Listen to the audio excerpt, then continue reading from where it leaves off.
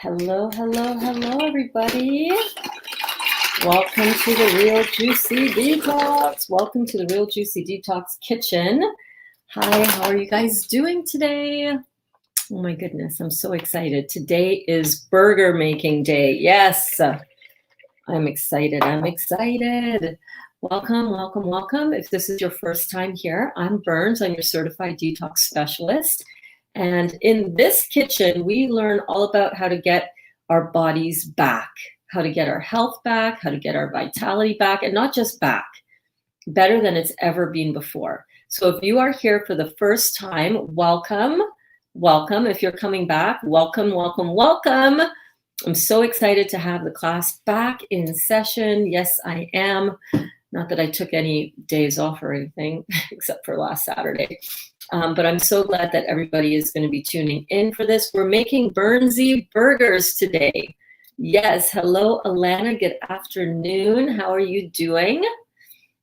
So excited. Today is the day. Bernsie burgers. Why am I so laggy? Oh my God.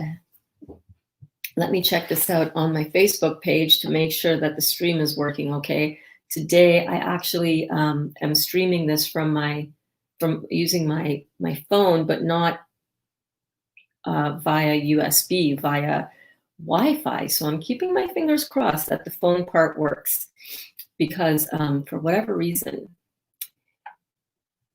yeah, the laptop is a dinosaur. It seems to be working okay right now. And while I'm in here, let me quickly share this to a couple of our juicing groups. So I share this out to Juicing and Raw Food Support Group for your healing journey, Juicing for Health, Solid Food Vacation, Juice Feasting.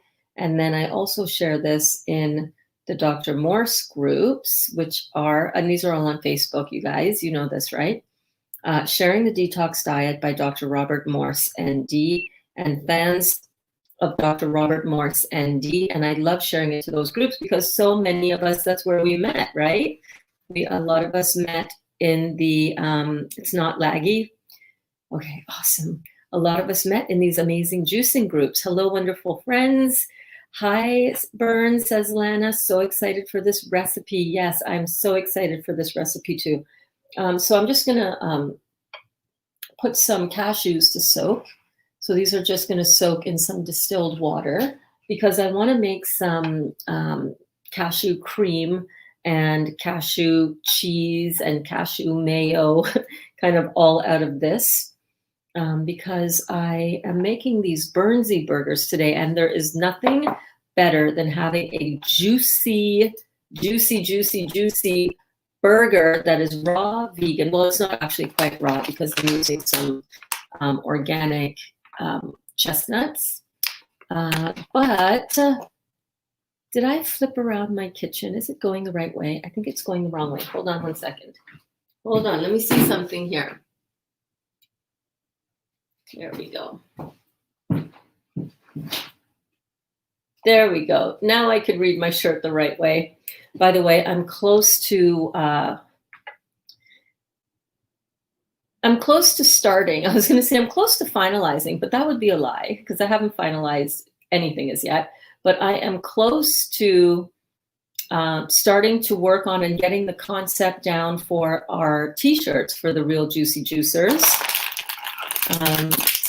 I want to do a really cool kind of print that says juicy love on it. Like instant love, but juicy love or something. Or maybe I just wanted to say instant love because I feel like when you eat a fruit, it's like instant love. I think juicy kind of is implied in the fruit, although fruit is not, that's not true. But anyhow, I'm working on a concept. That's kind of going to be very simplistic and very graphic in nature. So stay tuned for that. Hello, Duda. So happy that you are here. How are you doing today, babe? You okay? Everything good? Good. I'm going to put these over here on my stove work surface to soak because this is going to be really good. And I forgot to put them to soak earlier. So you don't have to have these soaked before you make that cashew cream, but it does really help. It does really help the smoothness, and also it's good to kind of soak and sprout your beans and your seeds and your nuts if you can. Although somebody told me that it's not actually sprouting, it's something else. Activating? I don't know. I don't know. I don't know. I don't know what I've been told.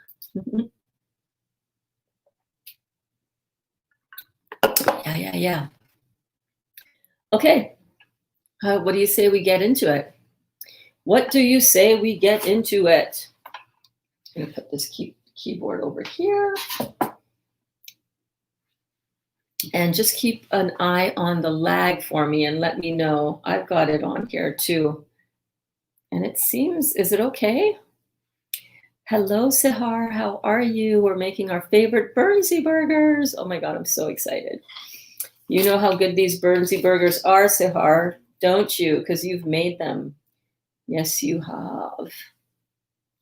I'm going to pull up my recipe on the side here. Now, the reason that why I did not write out the recipe in the notes for in the description of this video is because I am, there it is. I am kind of going to use that recipe that I posted in the group as a guide.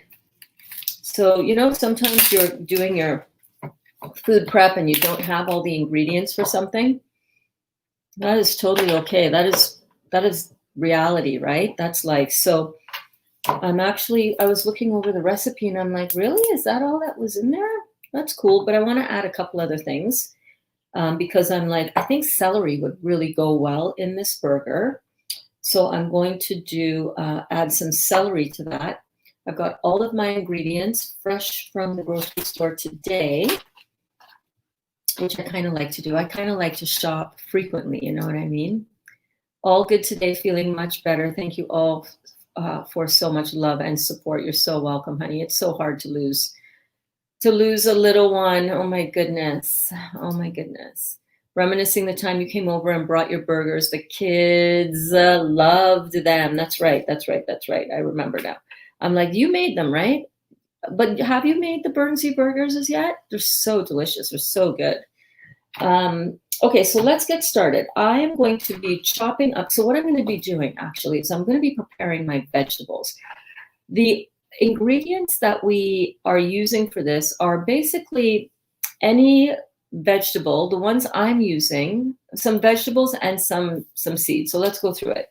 I'm using 400 grams, so 4 of these packages of organic chestnuts. And for our local people, local to me in Ontario, Canada, I get these at Dollarama. Yeah, Dollarama. You can get them on Amazon as well, but they're cheaper at Dollarama. I'm going to use 4 of those packages. I am going to use 2 cups of raw pumpkin seeds, finely ground, and I get these at Walmart. Yes, I shop on the cheap all the time. I try to save money as much as I can when I shop. So I'm going to use a package of these pumpkin seeds. What else am I going to use? I'm going to use 2 large carrots, and the recipe called for them to be juiced, but I'm actually going to put them through my juicer and just use the pulp. Oh, that's what I have. That's what the recipe says. Oh, that actually feels really good. I have a bit of a headache today, and I'm struggling a little bit. Hold on. These are good. Oh, yeah, cold pack. Hang on a second. You need to multi-purpose task your fruits, okay? I'm just saying. If you can multi-purpose task your food, by all means, right? Detox is lovely. Anyhow, so I'm going to juice these 2 carrots, and I'm going to use just the pulp. The same thing for the celery. I'm going to use 3 celery stalks, and that's not in the recipe, but I'm going to do the same thing. I'm going to juice them. But a little tip, when you're juicing celery and you want to use the pulp, slice them up thinly first. Otherwise, if you just put this down into the juicer and just use the pulp, you're going to get all these long strands, and I don't like. It's like hair in my food. You know what I mean? Ugh. Hi, Amy, you're here. Yes, so happy that you're here. Welcome to class. That takes carrots for a headache to a whole other level. I'm telling you.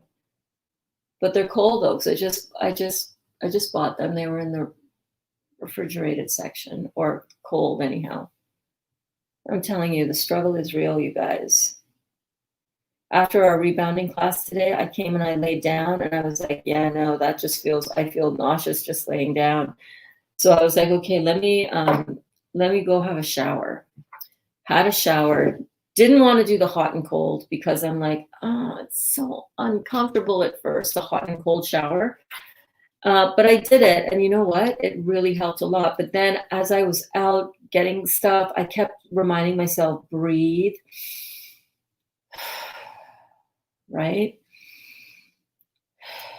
Because the flow of energy is so important in your body when you're running around, when you're doing anything, you really want that flow to be really good in your body. So that's what I was doing. Okay, so the other ingredients that I have are 1/3 of a cup of red beets. So I got this little bag of beets, right? Just regular beets.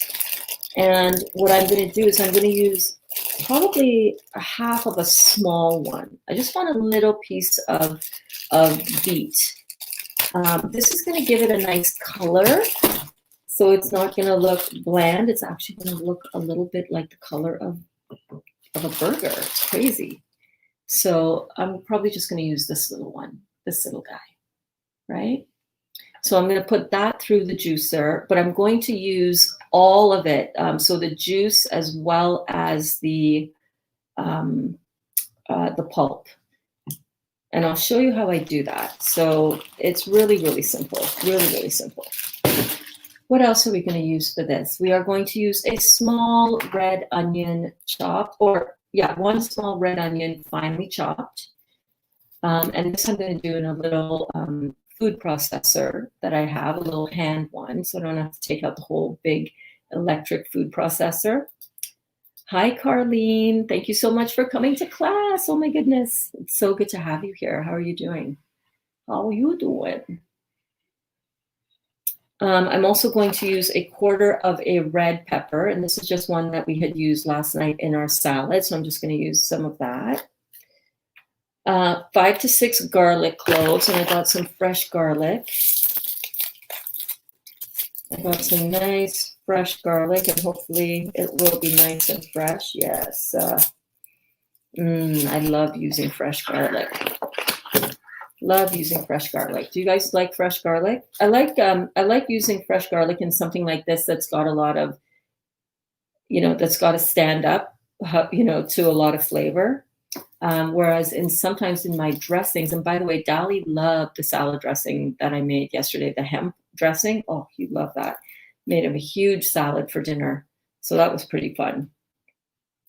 Oh, thanks, Amy. I'm sorry your head hurts. You're still rocking. Did I say what?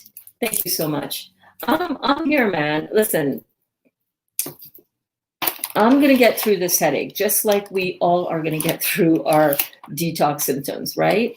As long as I pace myself and I'm just breathing in that good ass prana, baby, I will be absolutely fine. Probably after class, I'll go have a little lay down, which I usually do now. I find that I really need that rest and rejuvenation time. So that's what I'm going to be doing. Yes, I am. But I love being here with you guys. I have to make something. I don't have to make something, but I would like to make something delicious and raw, except for the roasted chestnuts. You can leave these out, though. If you wanted this burger to be truly, truly raw, you can leave these out. The other ingredients that I'm going to use in this are 4 cups of finely chopped mushroom, and I just got these. These are organic. I just got these actually at Walmart, believe it or not. And the same price as the sliced white mushrooms that are there that are not organic. So I'm going to use 2 packages of this. I also have a package of Baby Bella mushrooms. And the thing that's great about this adding mushrooms, if you do like mushrooms or if you want to have mushrooms, the nice thing about it is that it gives a really nice texture to the burger and a kind of an earthiness that I really like. So I'm going to use some mushrooms. What else am I going to use? I'm going to use a half a cup of raisins, finely chopped. You know when you eat a burger, how it has a little bit of that sweet kind of component from that caramelization of the fat? That is what we're going to kind of be replicating with the raisins. It really adds a nice sweet kind of chewiness to it. And a cup of dehydrated Roma tomatoes chopped. Same thing, the Roma tomatoes. Let me get one of those out. I didn't pull it out yet.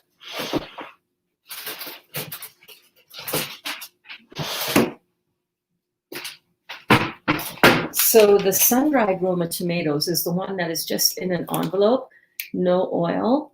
And same thing, this adds a really rich, deep flavor to it. So I like using those in this burger.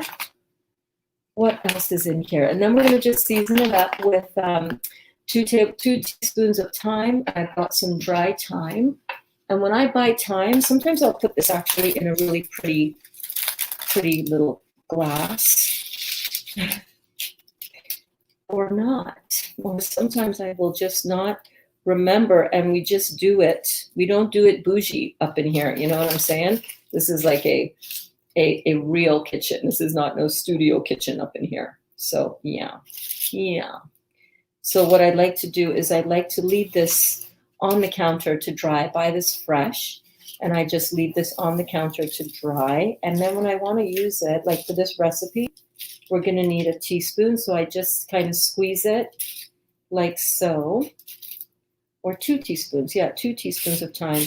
So just squeezing it like that, it just helps all of the leaves to just naturally fall off. And the branches, for the most part, stay out. I just want to remove some of these branches. Super easy, and it smells so good, you guys. It smells like,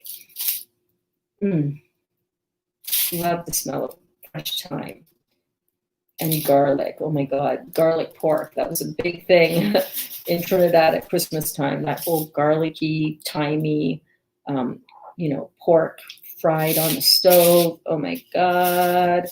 Oh my God. We won't be doing any of that this year, but maybe we can make a really savory, delicious thyme, garlic, raw vegan burger that is going to just bring back all of those memories of home, all of those memories of the season. It's Thanksgiving tomorrow. Happy Thanksgiving to all my Canadian people. We already had our Thanksgiving.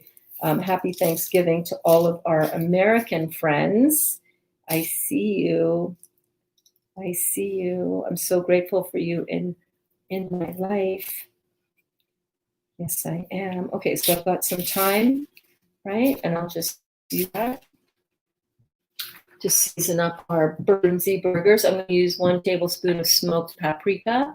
I'm going to use 2 teaspoons of oregano.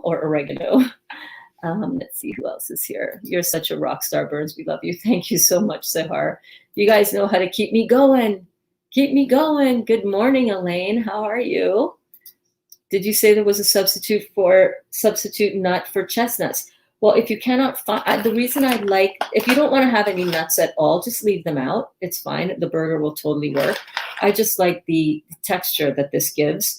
And the reason that I like the chestnuts is because chestnuts, like almonds, are alkaline. So this is, if you leave these out, these will be officially raw. I do not cook these burgers. I will dehydrate these burgers, Lish. And Lish, thank you. Lish, it's Life 86. Thank you so much. Shout out to you. This is your first time in the class and comment. Well, may not be your first time in the class, but it's the first time you're dropping a comment or a question. So thank you so much. Thank you so much. Does alkaline matter? I tried to follow Dr. Sebi. Yes, alkaline matters. Yes. No, that's what you're saying. Yes. Yes, it's your first time commenting. I'm so glad that you are here. Welcome. Yeah, I focus very much on an all alkaline diet, definitely, as part of my ongoing detox and my ongoing detox lifestyle. Yes, teas are very good as well. Absolutely, absolutely. Hi, Cindy. Cindy is here. Welcome back to class. Good morning, Gwen. Gwen says, good morning, all, and love you, Burns. I love you too. Okay, let's see here. You're very sick and it's hard. Oh, I'm so sorry to hear that, Lish. I'm so sorry, but I'm so glad that you are here. Is this your first time finding us? Is this your first time coming to class all together?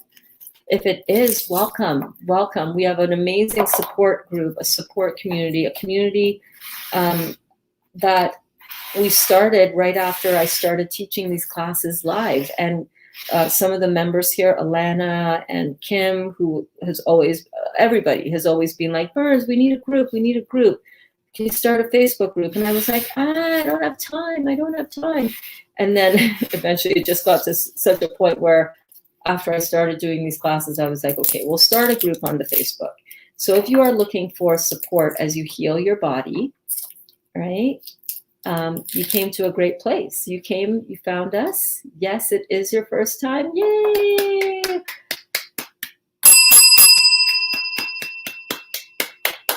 Welcome, Lish. Welcome to class. Yes, Alana says, welcome, welcome, welcome, welcome. So I'm not cooking these at all. These are going to be put in the dehydrator where they will dry at a temperature no higher than 120 degrees. My dehydrator goes to 113, and then the next jump up from 113 is 122. So really good for you, really alkaline. You can enjoy these and know that it's helping your body to heal, which is so good, right? I'm also going to use a teaspoon of black pepper, 2 teaspoons of chipotle powder, chipotle chili powder, and 1 teaspoon of cumin. So let's get started on this. So the first thing that I want to do, what is the first thing that I want to do? I could do anything first. I could do anything.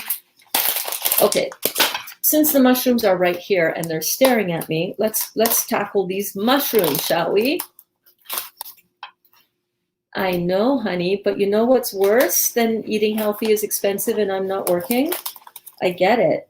I mean, eating healthy costs money.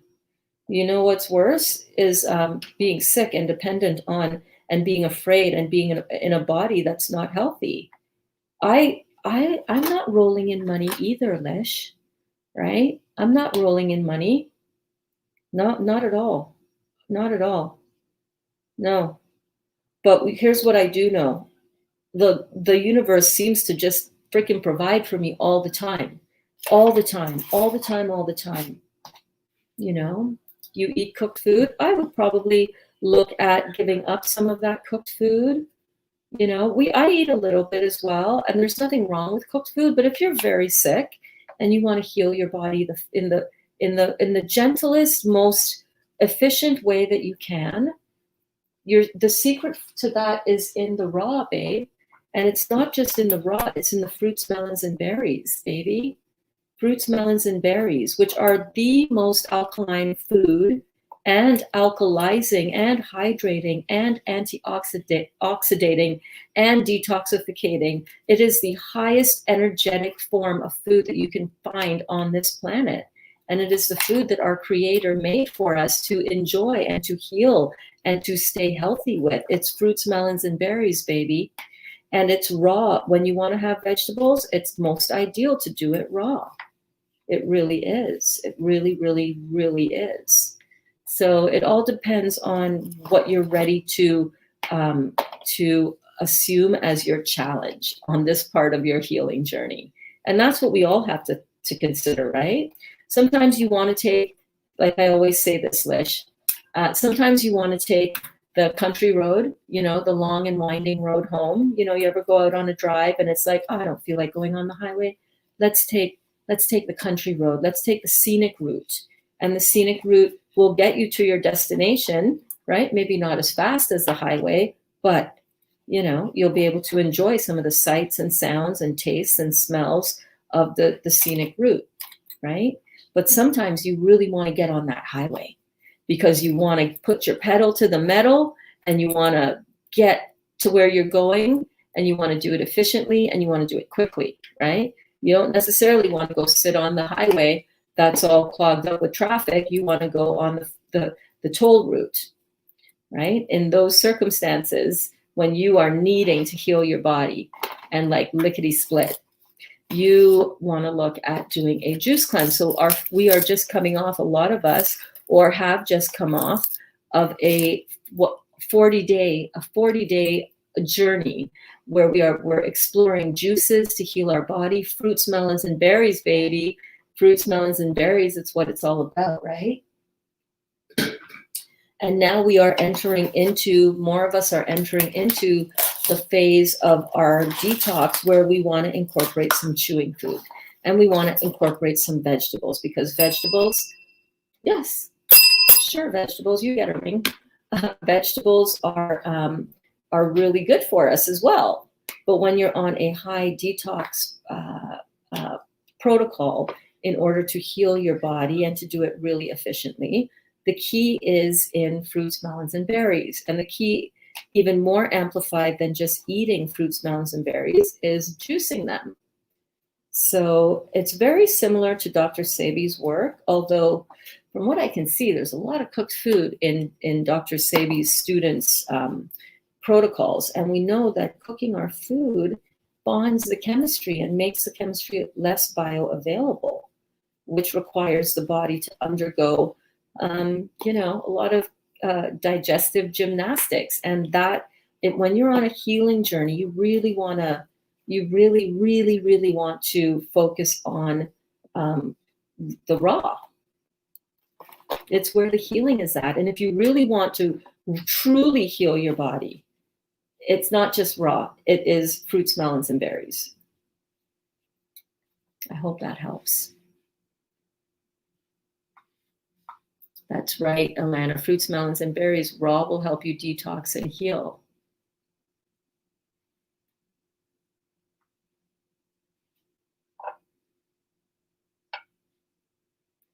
Dehydrators vary. You can check on Facebook Marketplace. You can get some inexpensive ones for what, 20, 30 bucks? Alana says, where are you from, Lish? And Lish says, Miami. Oh, beautiful. You're in Miami? Oh, my Lanta. I want to have one of these tomatoes because they're calling my name. You're in Miami. Oh, my God.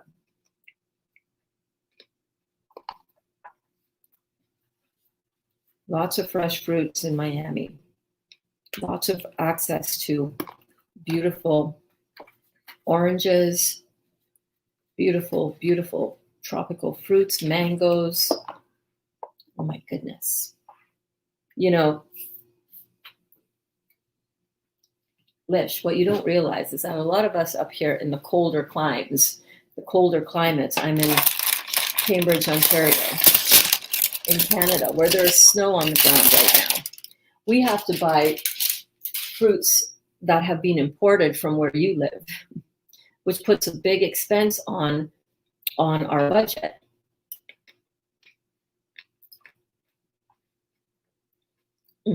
Alana's so right. Look on Facebook Marketplace for a juicer and a dehydrator and get yourself juiced up. This is the way to heal. So many of us are healing from so many things, babe. And we're using herbs when we can get them and when we can afford them. And I just actually got an email from Dr. Morse's Health Club. And by the way, for any of our class members who wanted to order their herbs through me, he's suspended for the moment, temporarily, the distributor program. So I cannot order your herbs on your behalf and have them drop shipped to you. I know, huge bummer. But I can still help you kind of sort out and figure out what herbs you do want to get.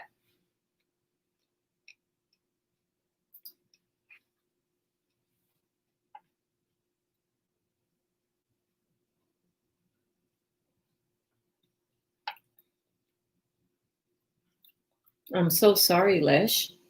Lish says, I have not had my period for months, underweight, not absorbing nutrients, constipation, low white blood count, extremely and very anemic, etc. So many problems, don't know. Well, we know all of that is caused by acidosis, right? Which is why Dr. Sebi was so focused and so serious about the alkaline protocol, the alkaline diet. Sorry, I'm trying to think and I'm trying to think here and think here at the same time. Give me a minute.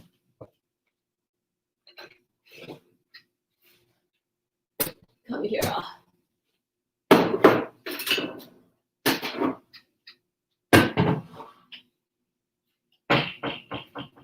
Right? So it's really important to understand that all of the things that you just described, and I don't want to overwhelm you too much and I don't want to overwhelm myself too much, but we have some great classes that are in the playlist that are in the description of this video that explain all of the things that we're talking about here.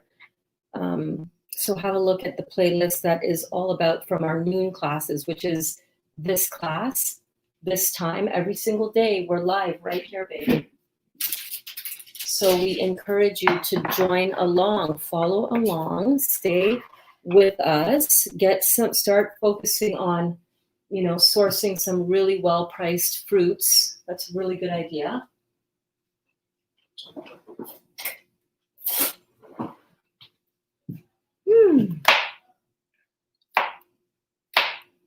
All of the things that you describe, here's the short version of what you got to do. You got to get your kidneys filtering, babe. All of the acid backup within your system is caused because your kidneys are not filtering the lymphatic waste or the sewage. Your body has sewage around and within every single cell in your body, okay? And when we don't clear out that sewage, that acid, and we keep putting in acid and we keep putting in cooked food and we keep taxing the body and kidneys aren't filtering, we get constipated in every cell, not just in your bowels. So you know how crappy it feels? Pardon the pun. You know how crappy it feels when you're constipated?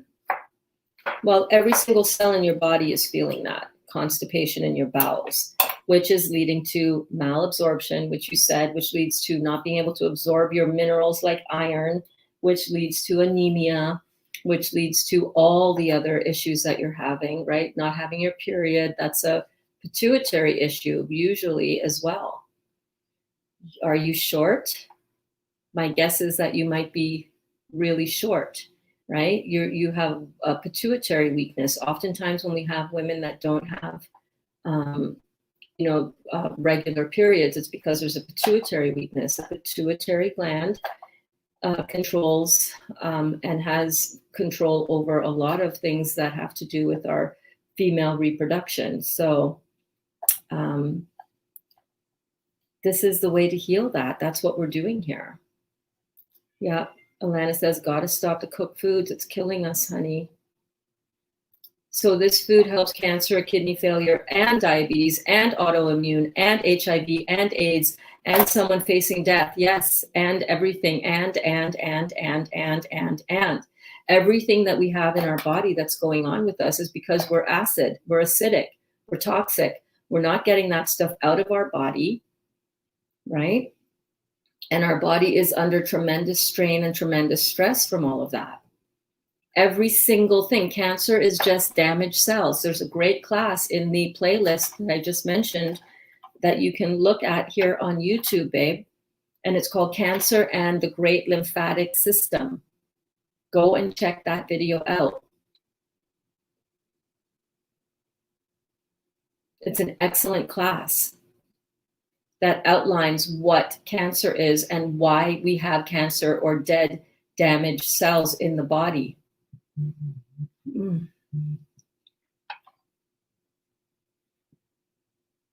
That just made my phone. Dang it. Are we back? Are we back? Are we back? Are we back? Are we back? Yes, we're back. Okay. So I'm just going to get the lid onto here. Alana says it heals you properly on a cellular level. It just doesn't treat the symptoms. Exactly. My mom was a raw vegan, but it made her very sick, and she was vegetarian for some years, vegan for years, then raw for some years, but she eats raw and cooked. That's what works for her. Well, once you get your body healed on the raw diet, it's not that raw vegan, I don't know what she did. I don't know. I mean, if you truly are raw vegan, you are on a healing diet. And sometimes when you're on a healing diet, my God, these tomatoes are so good, by the way. Look at these. When you are on a true raw diet, your body detoxifies itself, and you might think, oh my God, I'm so sick. Oh, my mom so-and-so went on that raw vegan diet and they got really skinny. That was their body healing and detoxifying their body. It's called a detox symptom. I have a detox symptom going on right now. It's called a headache, and it's this close away from being a migraine. I'm not saying that my fruits made me sick. My fruits are detoxing me, getting the lymphatic stagnation, the stagnant sewer system that's around every cell in my head. It's clearing out that stagnation. And as those toxins start moving around, trying to make their way down to be filtered out of my kidneys through my urine, right?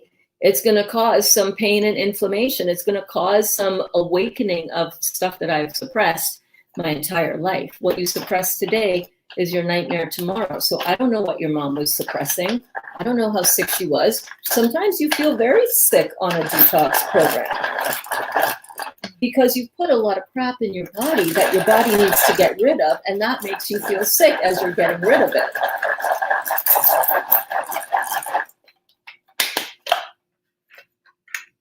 So I've got my mushrooms nicely chopped. I'm going to show you. You're looking for that kind of texture right there. All right, so nice and finely chopped. And I'm going to grab a bowl to start putting all these items in. Now, one of the things that I realized when I was making this the first couple of times is that you want to just layer all your things in the bowl. You don't want to mix it around too much because you want this to have a little bit of texture. You don't want it to be all mushy or mushy, you know what I mean.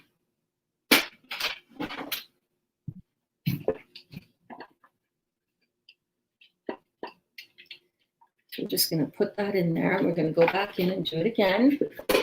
Do it again and do it again.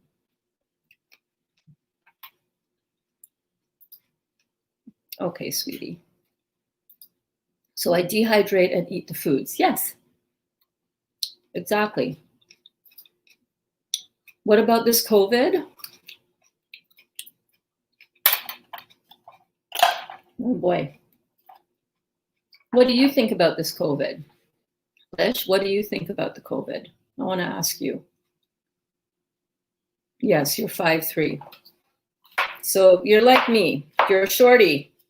When you're short, when you're not, as women, 5'6" to 5'7", that's usually a pituitary weakness. Our pituitary gland signals our growth hormone. So if you have somebody that is excessively tall or excessively short, and 5'3" for a woman, I'm 5 feet and 1/2 of an inch. So I'm like 5 feet. I have pituitary weakness. I got a lot of weaknesses genetically from my parents, right? Why did I go out and buy fresh produce for my burgers today? I have beets and I have carrots in the fridge, and they've been in there for a while. Like, I know for a fact they're not fresh. I want to make the best tasting burgers that I can possibly make. And I want to use the freshest and the best and the most ideal type of produce so that my final product is delicious and amazing. It's not going to be like bitter because something wasn't, was over past due, past the date, past the expiry date, right? I will always want to use fresh ingredients. The same thing is true when we make a baby. We want to use really fresh, really good. We want to be making the best quality human being we can possibly make. Unfortunately, however, most of us walking around on the planet, myself included, start making babies when we're not healthy at all. We have a lot of things that we should have cleaned up in our body, and instead we didn't. And instead, we are now passing along. I should put this on the counter with the lock. Hold on.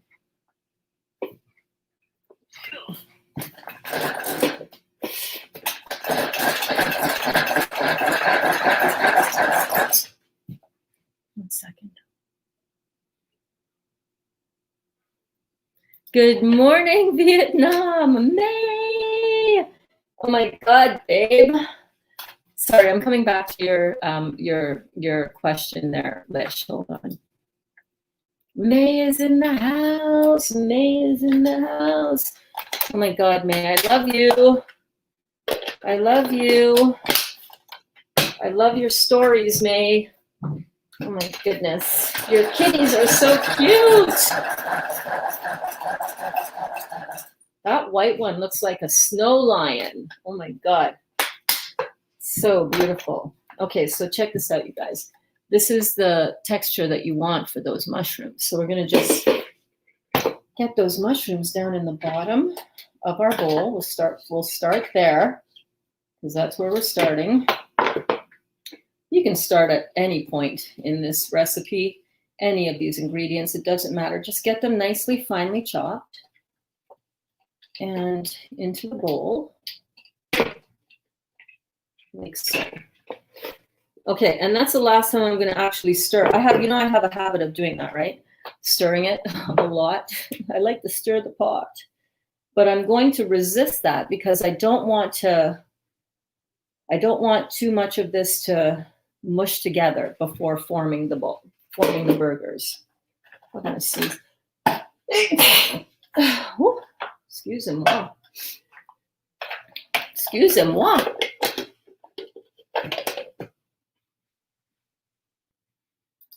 When having a child, I take it the health on the inside of the father doesn't matter quite as much.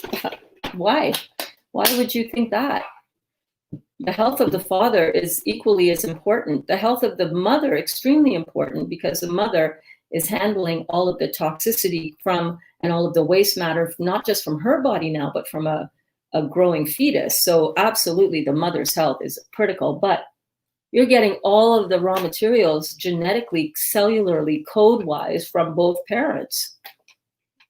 And I've seen it in my protocols, in my client intake forms, when clients hire me to do their one-on-one program.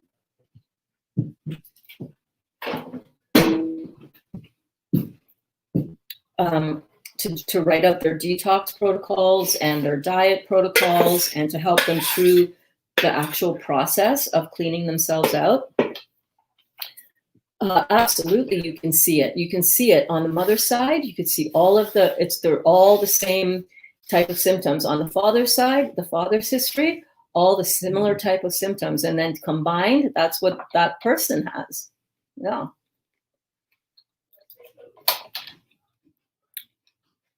Hey, babe.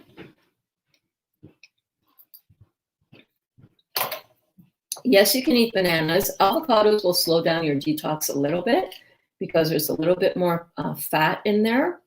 But you got to realize that you got to take this on as a sort of a lifelong, long-term commitment, right? So I have avocados in my diet because I want to enjoy the ride. It's a little bit of a slower country road, but I'm getting there and I'm enjoying the ride.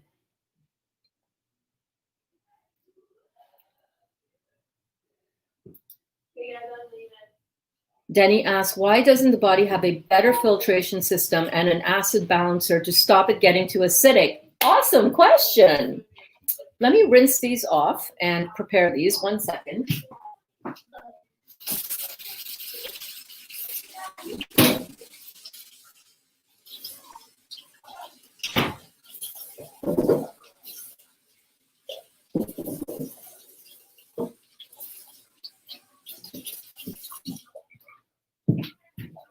Excellent questions in class today, you guys. Excellent questions. So right now, I just want to show you, I'm just going to be slicing up this celery. Nothing too exciting to see. So just taking some celery and I'm just slicing it so that when I put it through my juicer, I don't have the long vertical strands that are running down the rib of celery. Hello, darling. How are you? How are you? I'm great. Is there juice in there for you? I don't really have any. But yeah, help yourself to some fruit. You're also welcome to come and do some juicing if you want.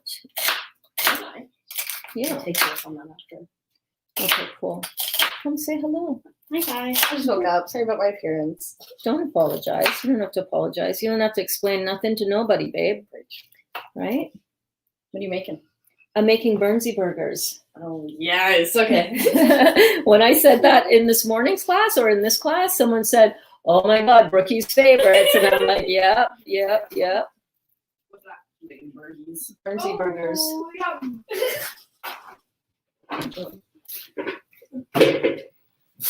Okay, so I'm just going to prep my veggies here for putting through the juicer so that I can get to the pulp of it. The carrots don't really need to be chopped small, but I'm going to see if I can peel that. I'm going to see if I can find my peeler is really what I'm saying. I don't know. Oh, yeah, I found it. Okay.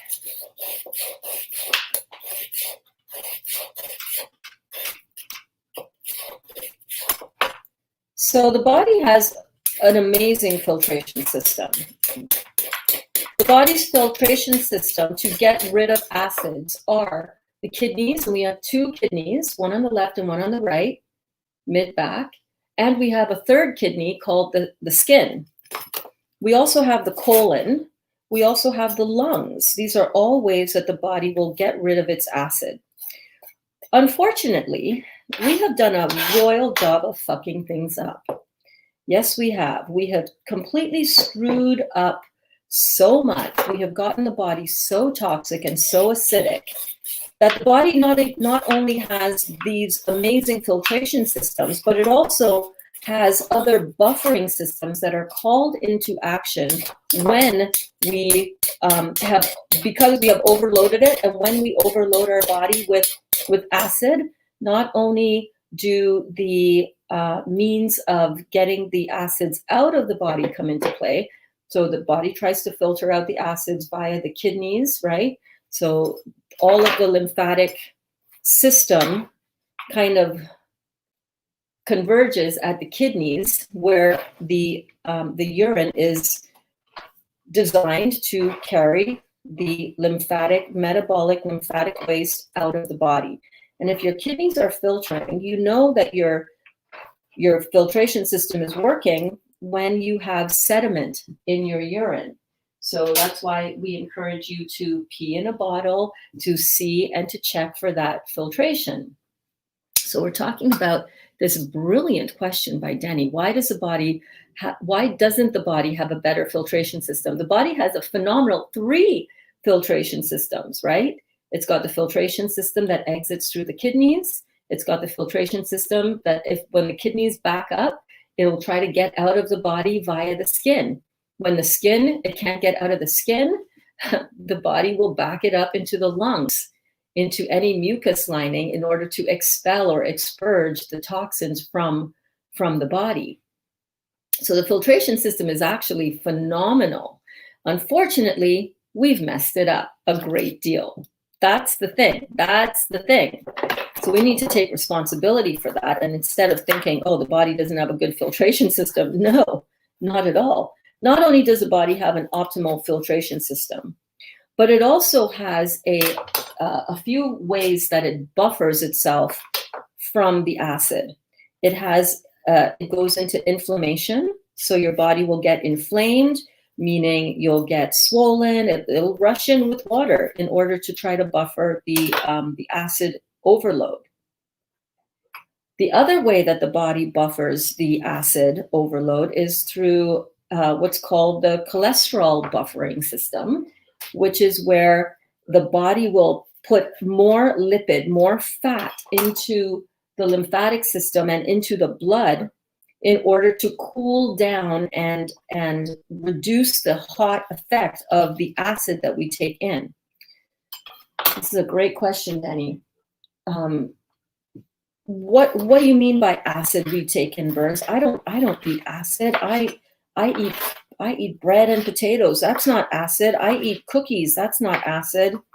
I eat protein. That's not acid. It doesn't taste. But you're drinking grapefruit juice. That's acid, and it's too much sugar. No, it's not. Let me explain.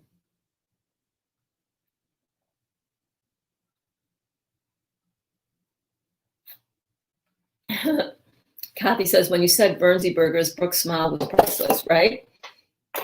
Oh my God, you guys, these red peppers that I'm just chopping up right now, ooh, they smell so good. Okay, so what do I want to do with these peppers? Do I want to put them through the juicer as well? I kind of want a little bit of a texture from them. So what I'm going to do is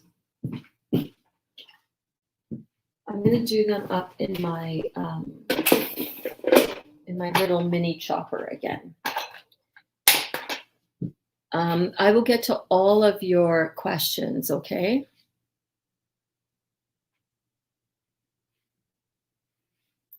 Great question as well. Are there acid-producing thoughts or actions besides eating? Absolutely. Fear, worry, anxiety, hatred, these all produce a toxic. Do you ever feel in your body the chemical response when you feel hatred towards somebody or anger, intense anger? What about fear and worry? You know, that physical, visceral feeling that you feel in your body when you feel fear and worry? Yeah, that has a chemical effect in your body, 100%. What about love? Dazzy, how do you feel? What's the chemical reaction? What's the chemical feel that you feel when you feel love or excitement? What's that endorphin feeling like? Endorphins are chemicals that are released by the body.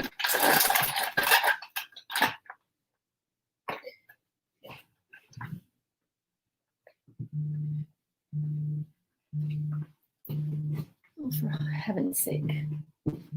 This is going to shut down my freaking thing.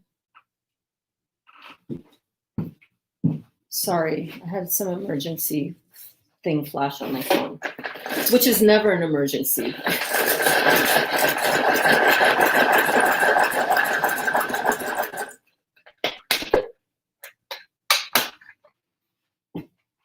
Okay, there we go.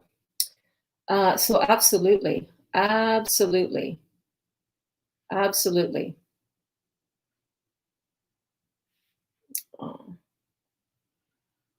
going to scroll back up. Hold on a second.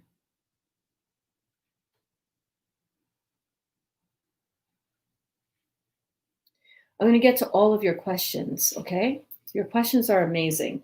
And I know, Lish, I have not, what about this COVID? I'm not going to talk about that today. Honestly, I've been talking about that too much, and I don't want to get shadow banned for that. Let's just keep it on the, I will address that. You'll hear me talk about cold and flu-like symptoms. All right, I'll address it. COVID is just another flu, okay?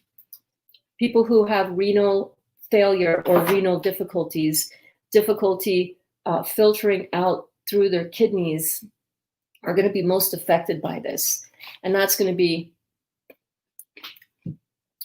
anybody who's been fooling around with their health and putting in all kinds of acid-forming food. I'm looking for a milk bag. Okay. So one thing that I'm going to do with these red peppers This is going to be, you know what, here's what we're going to do. You guys are asking some beautiful questions. If you want to stick around for the answer, it's going to be a smooth and gentle unfolding of all the answers. It's not going to be a quick answer my question. I need to know right now. If you need to know right now, you're not on the right channel, because I'm going to just unfold this naturally. But if you want to hang out with us, put your feet up, kick back a little bit, maybe make a burger or two if you're cooking along with me, then we're good.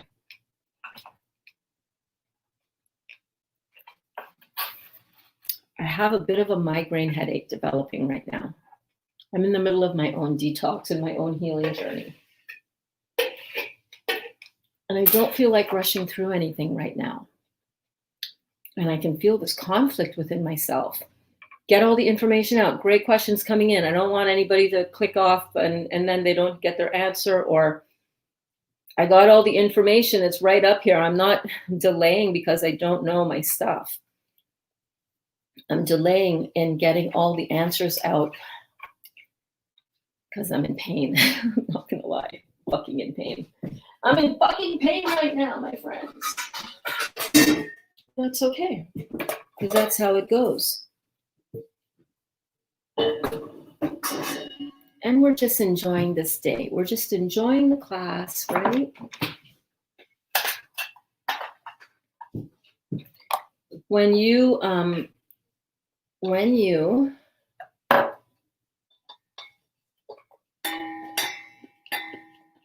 are very acidic, that was wrong.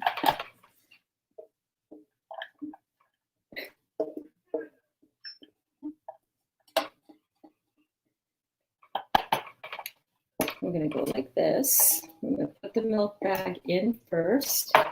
So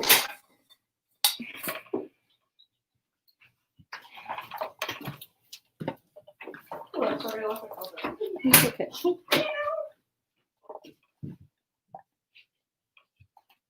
Oh, we got some comments for you, Brookie. Oh, yeah. Yeah, come. They said, what did they say? What is that? Okay. 1 second, she's coming. I have comments for her.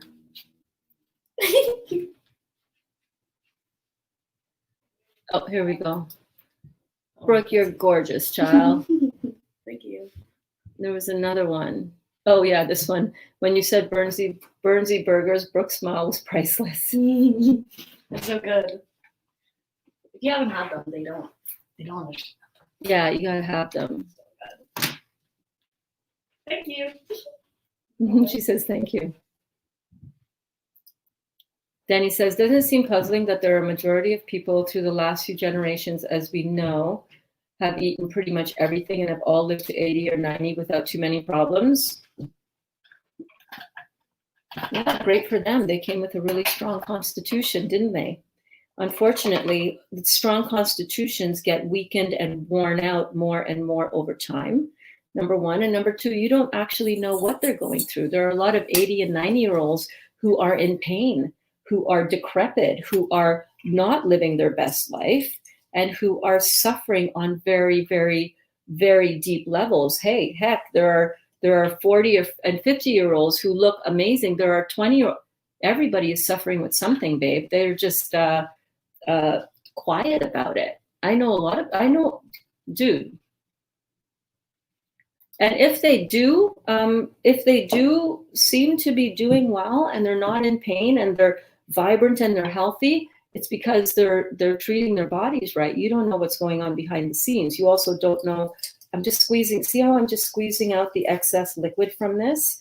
I didn't want to put it through the juicer because I don't want the pulp of the red pepper to be so pulverized that it's, I want a little bit of that texture in the burger, right? That's why I'm just after I put it through the little mini food processor, then I'm just going to, and that's a really nice red pepper juice. So I'm going to leave that because I'm going to be making some sauces that I can put onto this burger. But you see now, I don't know if you can see that, but it's dry. It's nice and dry. So we never really know what anybody is experiencing. And those people that do experience that vibrant, healthy life, I mean, you hear about them. It's an anomaly, though. It's an anomaly. It's not a common thing. And I wouldn't be going experimenting with my health because, you know, George Burns could smoke cigars every day until he was 90. You don't know the lung condition and the pain he was experiencing. Nobody does. Nothing is worse than dragging on until you're 90 in a crappy body. See? Just like Jill says, I just said that. My mom died at 96 and a half. She smoked cigarettes until the age of 90. And she probably felt like shit for 90 years. She didn't know what good health felt like. I used to smoke. I can tell you 100%. It feels like shit in your body. Older people have way less vaccinations as well, right?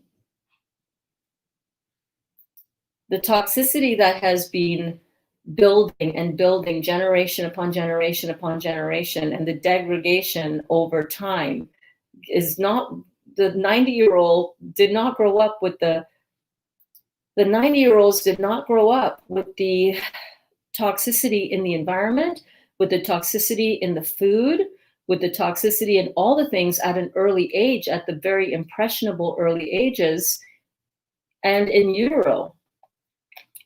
Progress, industrial progress does not necessarily equal better health.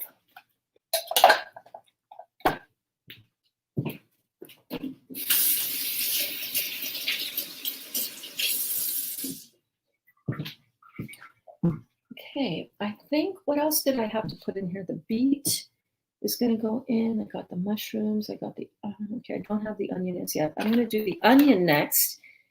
And I'm going to do it the same way. I'm going to put it through the mini chopper, and then I'm going to squeeze out the onion juice. Oh my God, I'm going to be crying.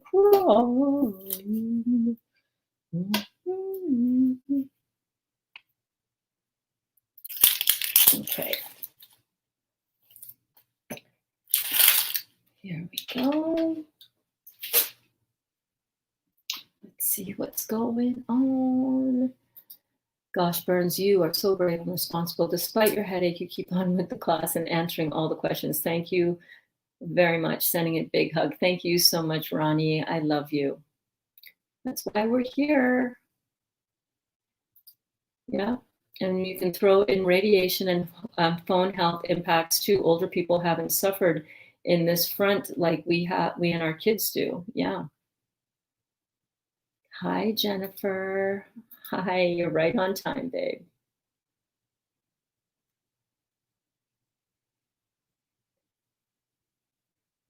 Okay, let me scroll back up.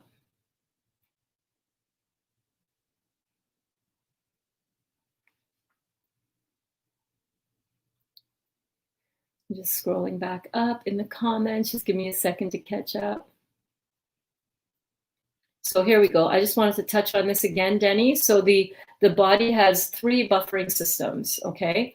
3 buffering systems to help get the body get itself back to alkaline, to a more alkalized or more base neutral chemical state, because the body wants to be alkaline, not all the way over to alkalosis, because that's dangerous too. You don't want to be in any extreme, but you absolutely don't want to be in acid. So the 3 ways that the body buffers itself against this acid overload is with inflammation. And anytime you see itis, itis literally translates in Latin to inflammation.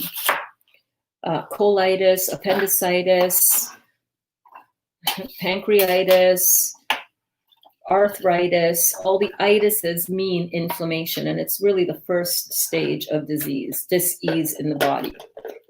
Oh, that's gonna make me cry, baby. get on. There we go. The second way, and with inflammation comes pain, because the area around the cells get inflamed and the nerve endings get triggered and pain ensues. I'm pointing to my thumb because my thumb is killing me right now. My fingers, as you guys may know from the other fingers, are not too bad, but the thumb, wow, I don't like it. Detox. It's just detox. Why isn't this sticking a little bit? It's got some stuff under there. There we go. All right, so the first way that the body tries to buffer itself from getting too acid is with inflammation, which is accompanied by pain. The second way is with cholesterol buffering. So it dumps more cholesterol in the body, because cholesterol is a fat. The lymphatic system is actually a lipid-based system. It's a fat-based system, because the fat is the heavier, fattier liquid is lymph is needed to counteract the intense burning action of the acids. What are acids? Acids are food that we put in our body, chemicals that we take into our body that are acidic in nature, because when they're broken down, the metabolic waste, or the ash, the residue that is left behind, the chemical processes that leave behind chemistry in the body, when you eat any meat, when you eat any pork, beef, chicken, poultry, all of it. I don't care how well raised it was. I don't care how organic it was. I don't care if it slept on a feather bed at the foot of your bed. Okay? Doesn't matter how it was raised. It leaves behind an acid hit on the body. It leaves behind an acid residue. Anytime you eat any grains, anytime you eat any flour, anytime you eat any rice, any wheat, any oatmeal, all of those things are complex carbohydrates. They leave behind carbonic acid. Anytime you have any dairy, dairy is extremely mucus producing, right? That's where we get all of the asthma, the bronchitis, the chest congestion, the cold and flu-like symptoms, is your body trying to detox out of it the large amount of dairy that we seem to be obsessed with consuming. All the milk, all the yogurt, all the kefir, all the cottage cheese, oh my God, all of it.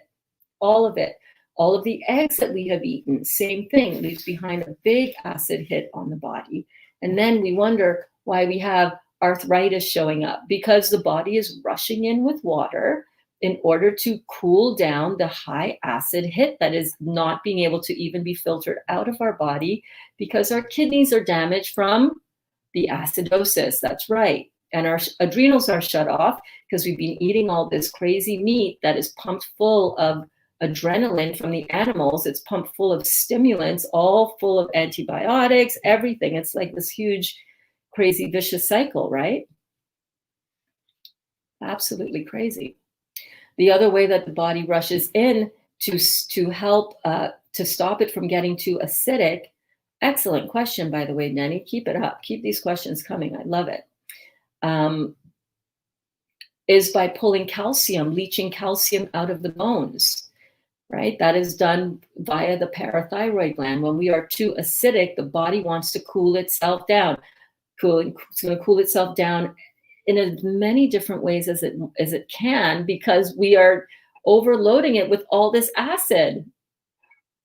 So it's going to pull the calcium out of the bones, leading to further arthritis, leading to a lot of connective tissue trouble, leading to a lot of prolapsing in the body, hemorrhoids, hernias, all the like. So the body is, but at a certain point, we've done too much damage to the body, and the body just says, all right, this is not working out for these cells anymore. And that's what causes dying cells. It's this acid that's accumulating in our weak points. Our acid isn't going to give you a hit where you're strong. Acid is going to find its way to where you're weak, and that's where it's going to hit you. Where are you weak? You're weak where you're structurally weak, where you inherited that weakness always from where you got your raw materials from. Where did you get your raw materials from, right? Alana, I love you, babe. Alana says, Burns has been doing classes for almost 40 days. Subscribe and watch those classes. If you have questions, she will answer them. Yes, I will. So what do I eat and drink? Any tips, fruits or vegetables for that? All of the fruits, melons, and berries. If you really, truly want to heal and want to jumpstart your health and healing and vitality, I recommend fruits, melons, and berries. We are doing vegetables right now. We're prepping vegetables for our burgers, but understand that I still have mainly fruits, melons, and berries as my main nutrition.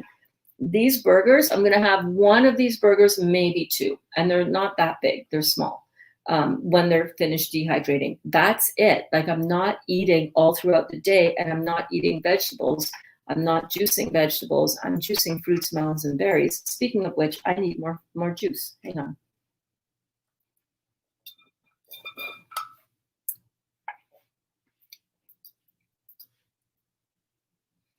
Babe, you're 5'3" and you're down to 89 pounds. Wow, God bless you.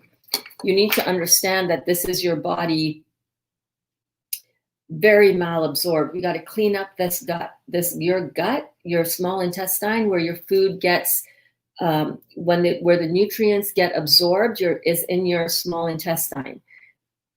And you had pneumonia, yeah, because your kidneys are backed up.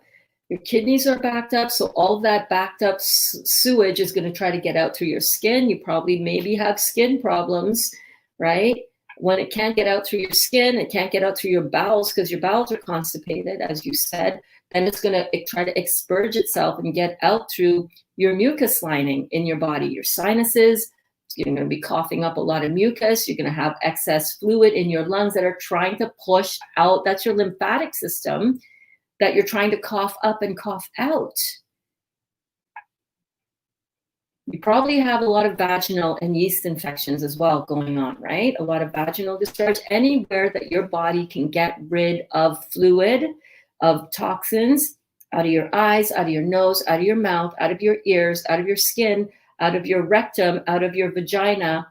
It's coming. It's trying to get out. It's trying to get out. I buy juice drinks cold pressed in bottles. All right, that's really good if you're using grape juice. I'm not sure what else is in that. This is a yummy thing. Did you feel like your stomach was out of place and nerve issues? That's what I'm trying to resolve. Hernias, blowouts, burping. You mean after I had my stomach removed, my 90% of my stomach removed? Yeah, I've had a friggin' ride and a half with the stomach surgery. Absolutely. Hang on, I'm gonna just get my juice. 1 second.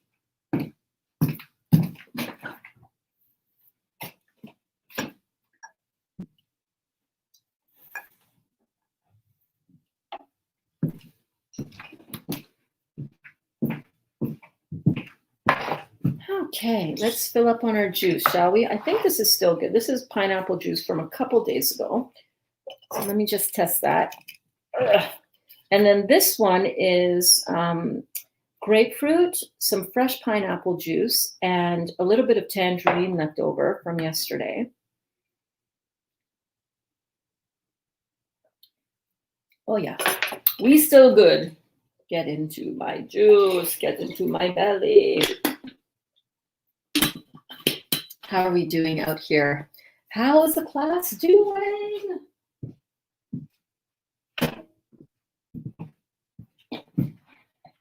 We're just on a slow ride, aren't we? Yes, we are.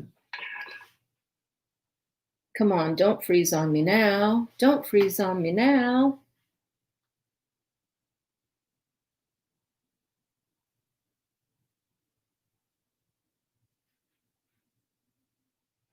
What have we put at the bowl already? Great question, my darling.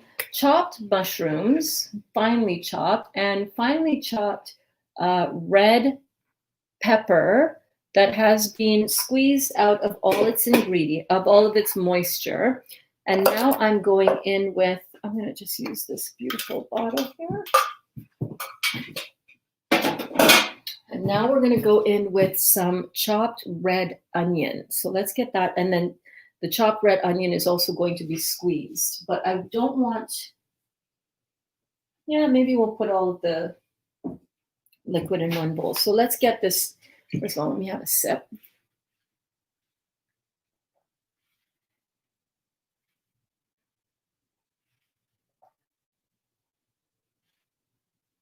We are doing fab.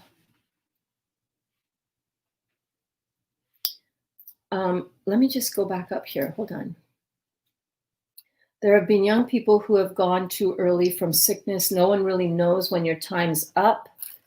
Sometimes I think we should just enjoy everything while we are here. But most times I do think we should look after ourselves the way Dr. Moore says.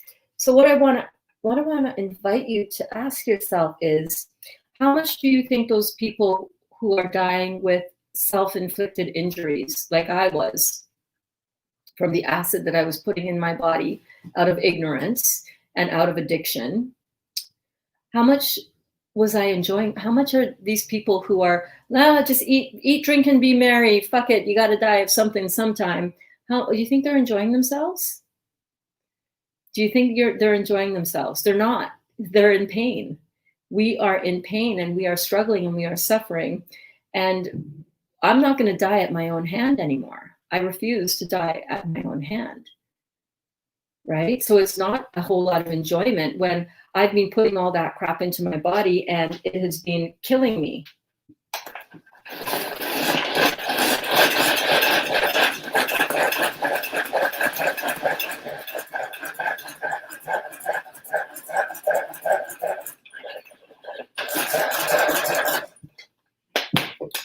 Oh God, that just made my headache worse. Oh. It's okay, I'm good. Breathing in that good ass prana, baby. Yes, indeed. Breathing in that good ass prana, baby. Oh, breathing in that good ass onion. Woo!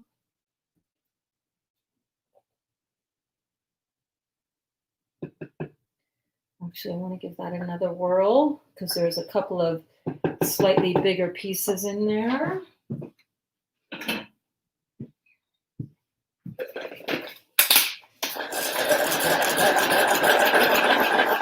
we go.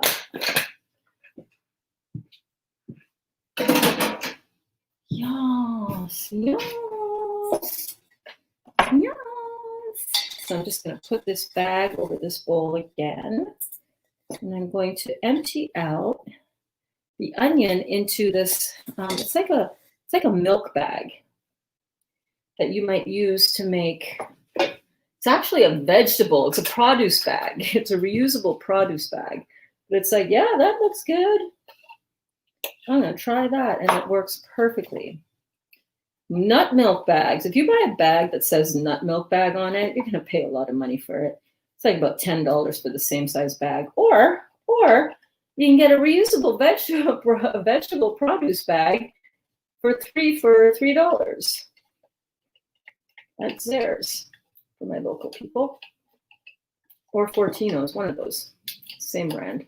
Same thing, different name. Oh my God, that is burning my eyes.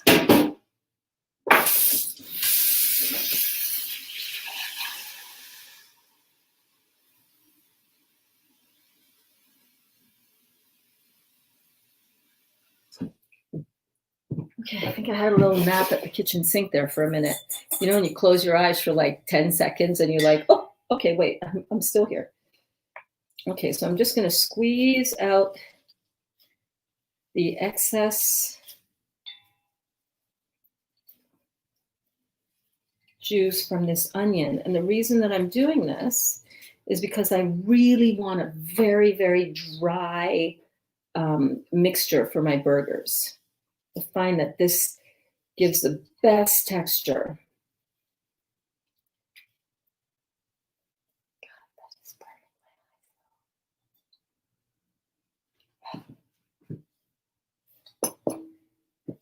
Okay, where are we?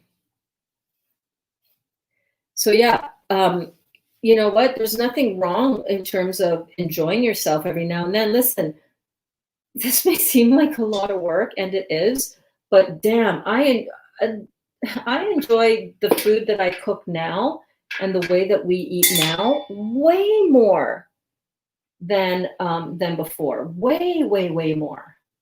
That looks so pretty. Look at how pretty that looks. Way more. I also enjoy my health way more than I did before. I wasn't healthy before. Not at all. I wasn't healthy at all.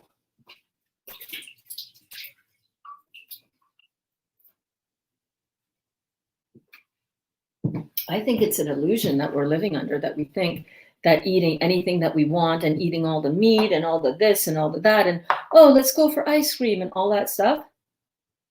I think that is an illusion of enjoyment. It's not true enjoyment. My son now calls me now Burns. Oh my God, that's priceless, Catalina. Eating this way makes my soul happy. I'm less angry, less judgmental, and get more in touch with my true self every day. Absolutely. Slow Ride by Fogat. Yes. Yes. Let me scroll back up. I'm sorry, guys. I'm sorry. Sorry, not sorry. How long have I been raw vegan? I've been raw vegan since June 1st this year, when I started my juicy detox. Yes. And I love it. Before this, never ate this many vegetables and fruits. Absolutely not. I had a really poor diet. Yes, coconut milk is very good. Can I eat raw nuts? Yes, you can. But if you're really trying to detox what you described, I would stay away from nuts. I wouldn't put nuts in. I wouldn't use seeds right now. I would really do a 30-day jump start. Honestly, Lish, I would do a 30-day jump start, like a lot of us have done here, of just fruits, and preferably juiced. A lot of raw vegans don't include herbs in their diet. That is very true. Yes, that was my little food processor. It's a little hand one. I don't feel like bringing the big one out and meh. But what I am going to do right now, while we continue to scroll through the beautiful comments, and thank you guys so much for participating in class. I love that. I love this, and I love you. What we're going to do is we're going to put our pumpkin seeds through. We're going to put our pumpkin seeds through the juicer. Yes, we are. We are going to, oh, let me chop up these sun-dried tomatoes. So I kind of want to put the chopping board stuff away very soon. I'm going to chop these up, and then I'm going to chop up some raisins. And then I'm going to get the juicer out. Yes, then I will get the juicer out. So you're just going to take these sun-dried tomatoes that are dry. They're not in oil. And I like this because I don't want to put too much added oil in my food, especially when I know that I'm adding some oil components, some fat components with the nuts and the seeds, right? I don't track how much fat I eat. I really try to go day by day and ask myself, how am I feeling?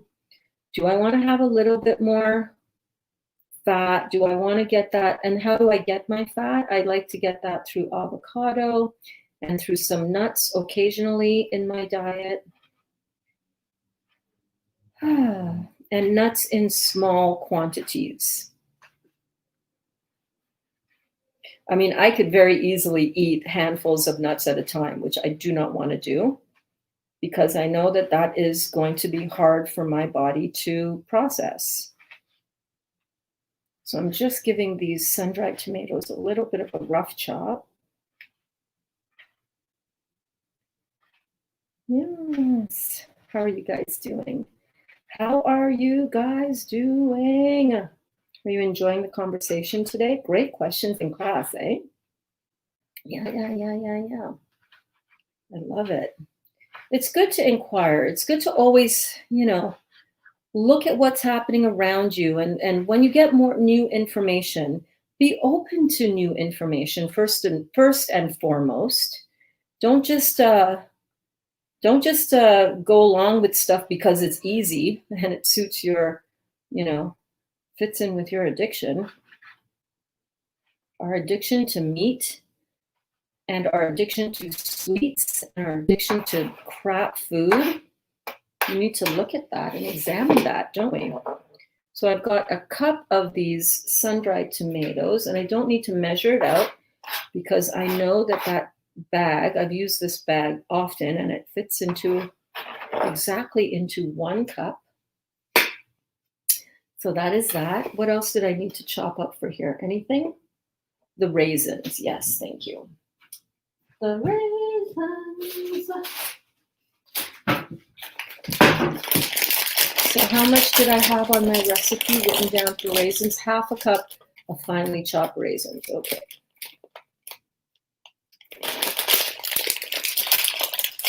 Half a cup of finely chopped raisins. Just like about that much. I love raisins.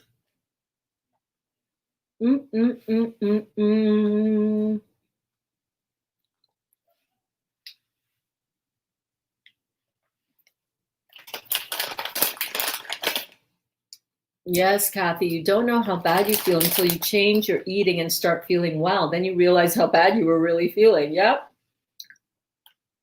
Giles says, drank over 1 liter of pineapple juice, grapefruit, and orange juice, freshly juiced juice, tangy. Yeah. You're having what I'm having. I'll have what she's having.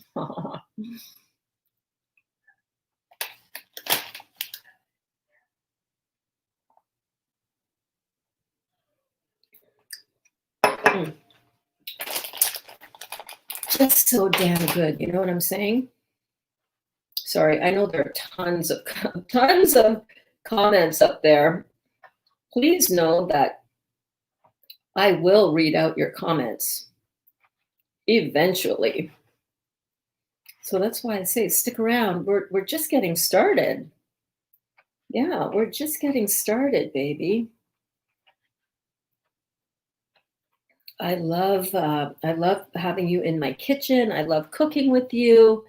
I love knowing that you're getting some value out of this. I love knowing that you're hanging out and enjoying the lime, as we would say in Trinidad. We're liming, means we're hanging out, right?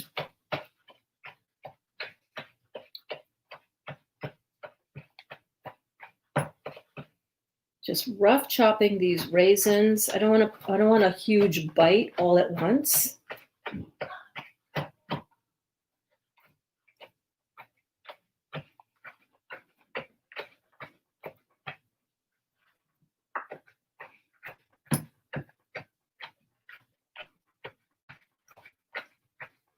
And the reason why I did not write the recipe is because I don't know how the recipe is going to go. I know, generally speaking, what texture I'm looking for and what flavor, what flavors I'm going for. But, like the original written recipe that I made up, actually, this is one of my original recipes. Yes, indeed. Yes, indeed. Originally done, did not have celery, but we're using celery today. Little additions like that. I think I also want to use some coconut seasoning. Doesn't taste like coconut, it tastes like teriyaki or soy sauce.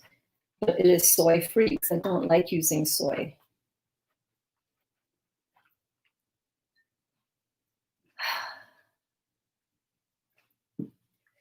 Those onions are still burning my eyes, you guys.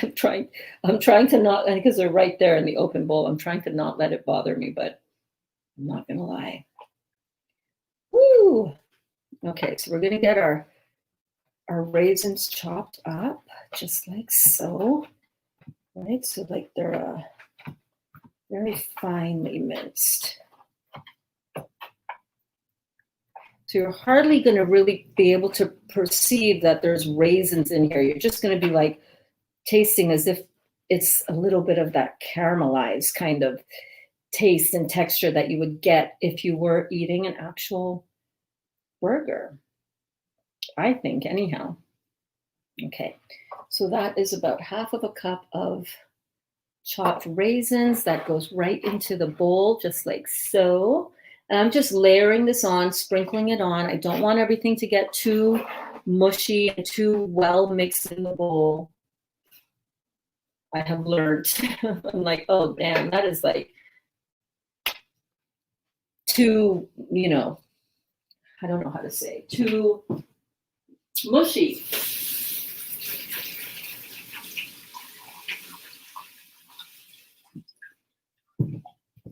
Too mushy. Yes, the coconut extracts, the coconut aminos are gluten-free as well.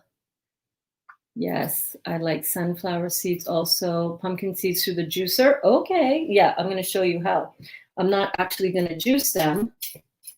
I'm just going to, it's called a homogenizer. I'm going to homogenize them. And I think I'm done with this now, so I can move that over to here. I'm going to basically grind them up without the juicing action.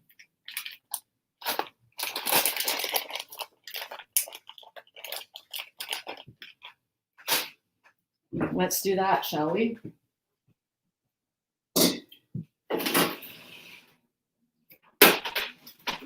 Let's do this, baby.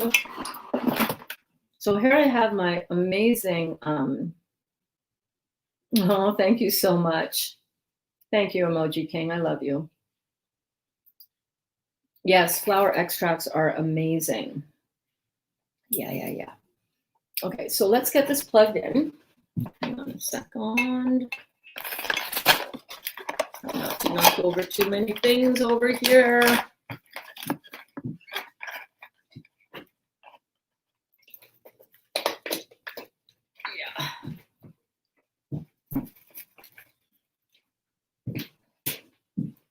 Okay, so here's my Omega 800. I love this juicer. I have a link to this in the description below. It's my Amazon store link. So this is the Omega 800 juicer. Love it. What do I want to do first? I think first I'm going to do the carrots and the celery. How many mushrooms, peppers, and onion and celery and pumpkin seeds? So I've got two of these packages of mushrooms, right? Like about that much, just chopped up. This is 8 ounces, so 16 ounces of mushrooms. I have got a medium red onion. I've got about half of a red bell pepper, a fairly large one. I've got 1 cup of sun-dried tomatoes chopped up, and that's it so far, and half a cup of raisins chopped up. And now I'm going to juice and just use the pulp of 3 stalks of celery. So let's do this right now.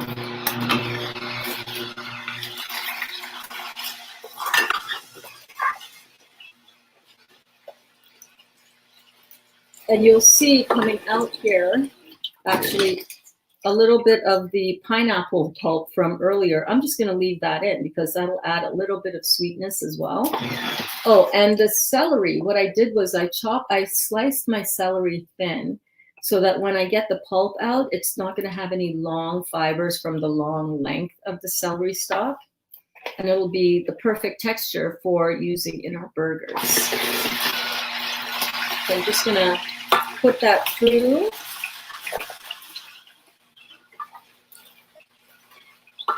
Just like so.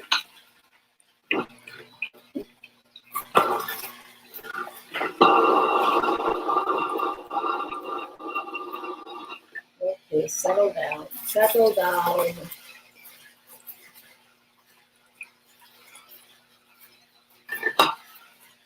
All right, and then I'm going to just juice the 2 of these carrots. You're so welcome, Louise. You are so welcome. Where's my kniff? Where is my kniff? Kniff. Okay, so I just chopped off. I peeled the carrots and I've just chopped off the end.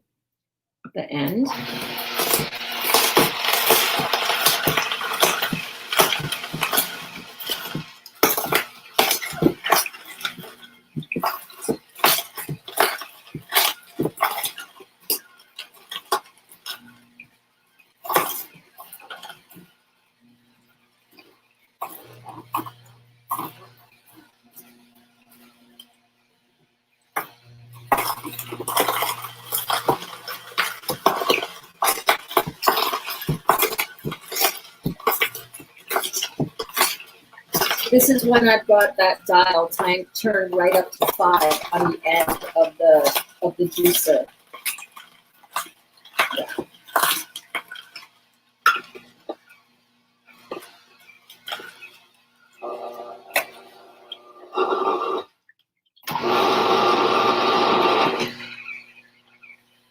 Just gonna let it all come out, all of the pulp.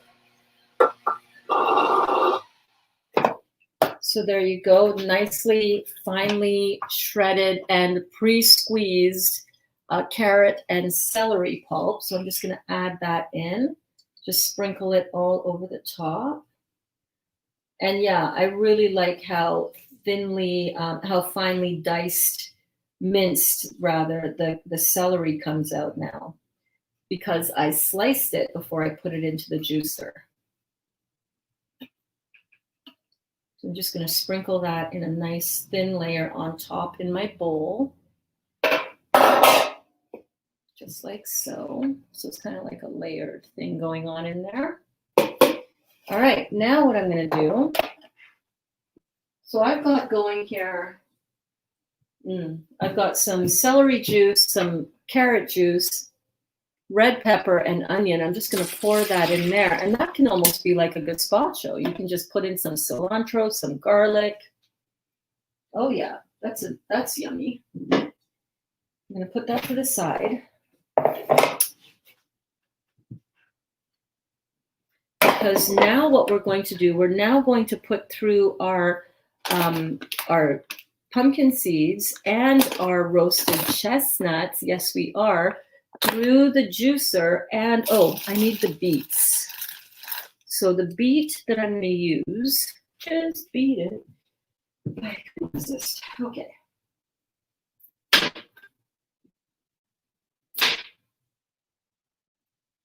I'm just going to peel the beet. No, I'm just going to rinse it off, actually.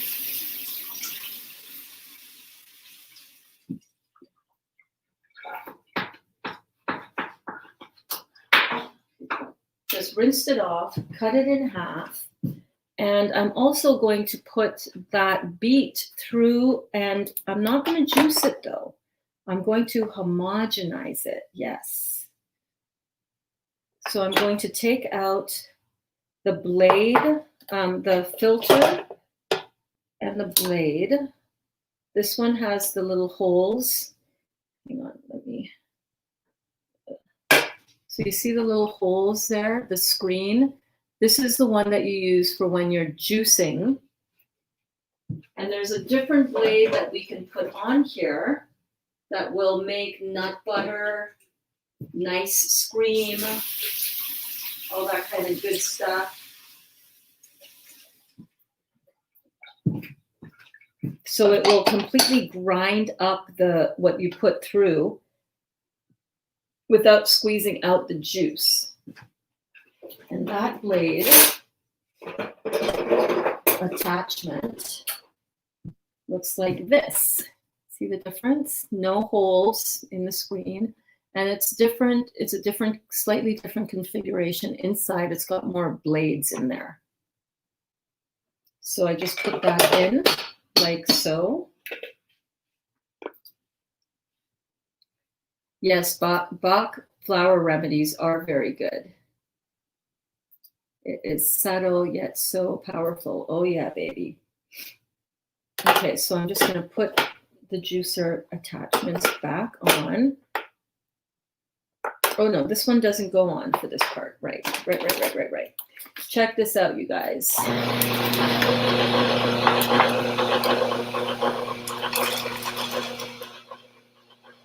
want to go gradually with this. You don't want to overwhelm the masticating auger.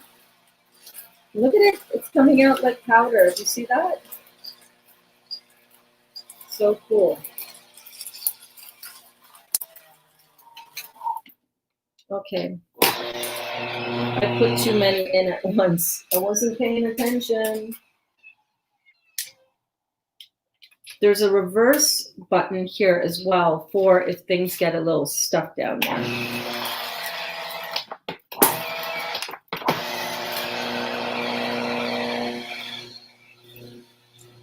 I want to go slowly.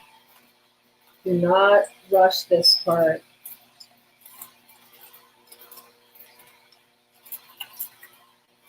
Easy, right? Instant pumpkin seed meal. And if you were to put this through a few times, it will make pumpkin seed butter. Yeah, like peanut butter, but pumpkin seeds.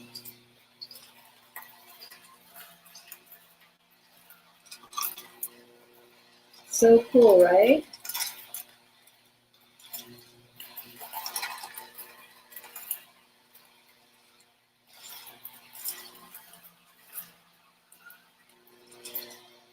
You can do this with nuts. You can do this with any seeds.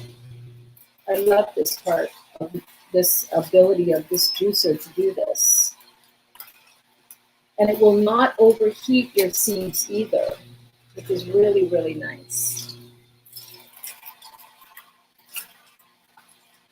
This is what you want for Christmas, this juicer. Tell Santa, Santa, be a good boy.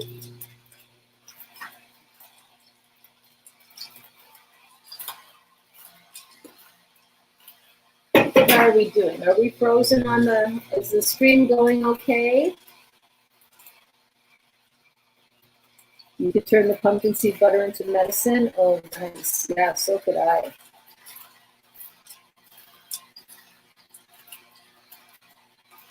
Okay, so there's our pumpkin meal.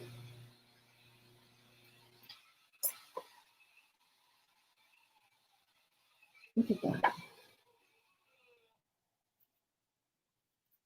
Isn't that beautiful? So I'm just going to sprinkle that over the top. We're going to be mixing soon. I'm so excited. We're going to do the same thing now with the beets. Let's do that with the beet. Right over here. Just drop them both in. And we're just going to turn it on. Give it a little push.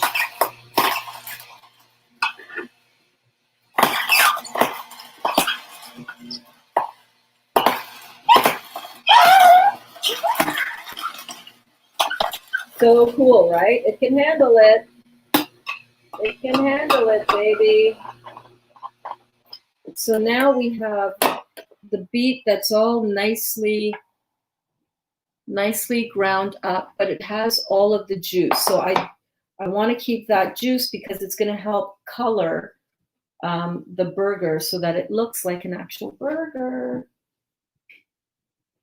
So I'm just going to, again, layer that on top, and kind of sometimes what I do is I mix it around in the lighter pumpkin seed so that it's not all clumped up together. I know you can't really see that well, but you know, you get the idea. Put it in the bowl, lightly mix it to the top. I do not overmix it. Do not overmix this mixture. All right, that's why I just got it in the layers, and then I'm going to lightly mix it when I'm done with all of the ingredients and spices. Yes, I am. Yes, you put it through that. How would you make pumpkin seed butter? You put that mixture through several times, and then it starts releasing the oils. Okay.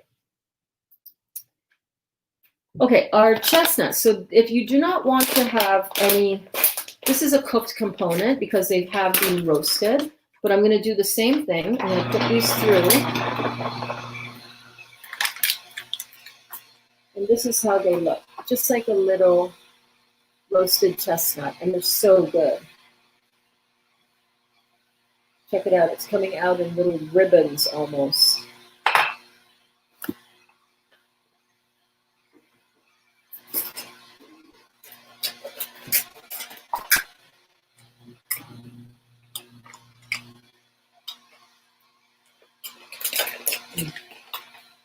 So good, you guys.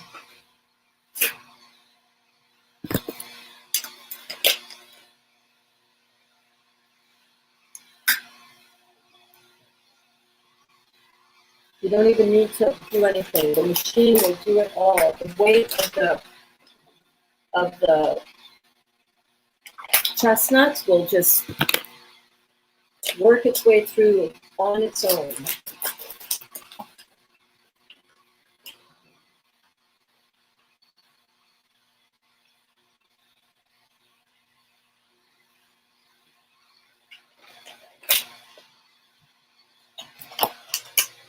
And I think that might be it.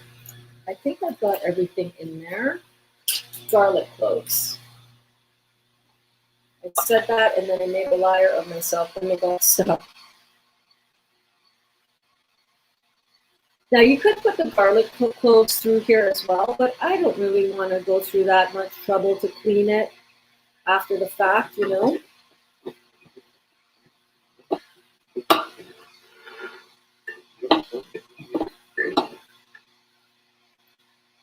Because then I'll have to get out soap and all of that. Nah, too much work. I'm putting this in reverse a little bit. Now forward.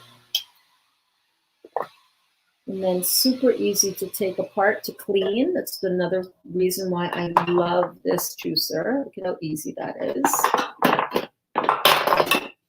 Just going to scoop out this part to get all that goodness. Don't waste anything. Nothing gets wasted on these ingredients. That's some good stuff in there. I'm just scraping that out like so. Yeah, we're almost ready to mix it all together. So that is what the chestnuts look like. So again, just pour that over top. Get all that goodness out of the container there.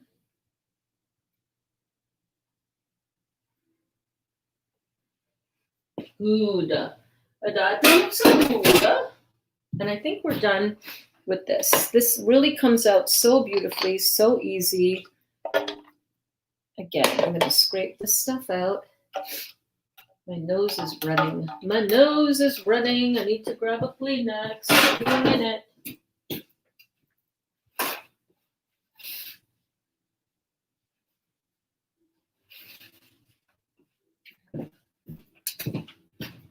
And I'm going to just unplug this and put the juicer away because we're done with the juicer. Whoops. Whoops.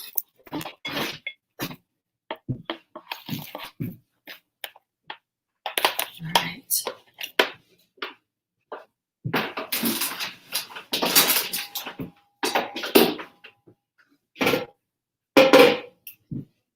All right, and I'm just going to scrape this into the bowl as well.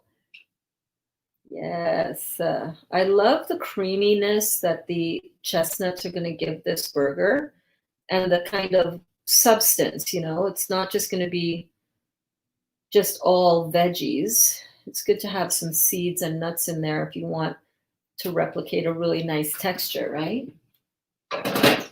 Okay.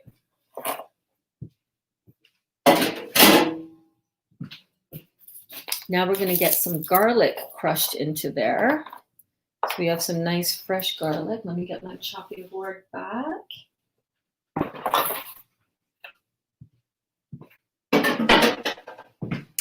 How's everybody doing out here? Beet juice can make your pee red or purple. Yes, it can. Absolutely. Yes, you can freeze these. I know I missed a ton of comments or questions up above. I'm so sorry, you guys. That one doesn't need crushing, neither does that. This is how I peel my garlic. Did you see that? I just smack it with the knife. I'll do one more just to show you.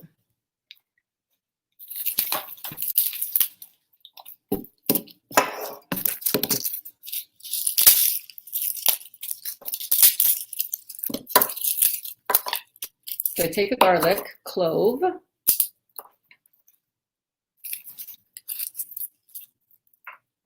And I just put a knife right over top, and I just smack it with the heel of my hand, just like so.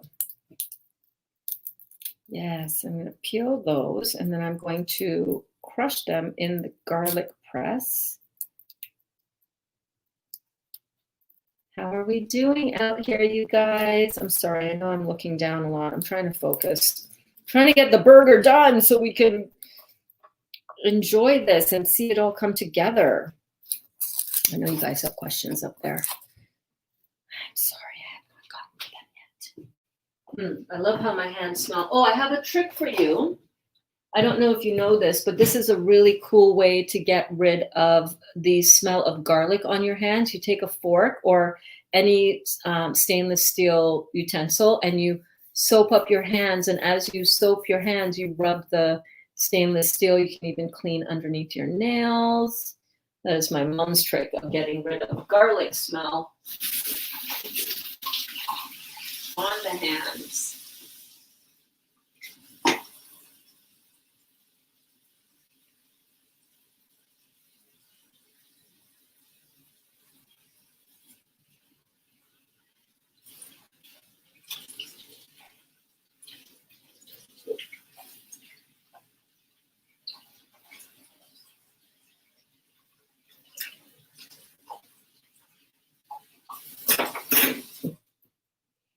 Yep, totally works. Totally works. How are we doing? How you doing? Garlic press. There you are. Okay, so I'm going to press 1, 2, 3, 4, like 6 cloves into here. Let's go like this. Let's move this around like this, shall we? And I'm going to get a knife. Move to one. A paring knife. I'm just going to scoop that off like so. And again, just move it around so it's not all in one big clump. And then we just add in the garlic like that. How cool is that? Easy peasy, lemon squeezy. And I just press it over and over until there's like nothing left in there. Yes. Do you guys like garlic? Oh my God, I love garlic. I love garlic. Fresh garlic, especially. So delicious. This makes everything come together, you know? And like I said, if you don't like, or if you can't handle, or if you don't eat, whatever, or if you can't find any of these ingredients, improvise. You just use whichever vegetables you enjoy.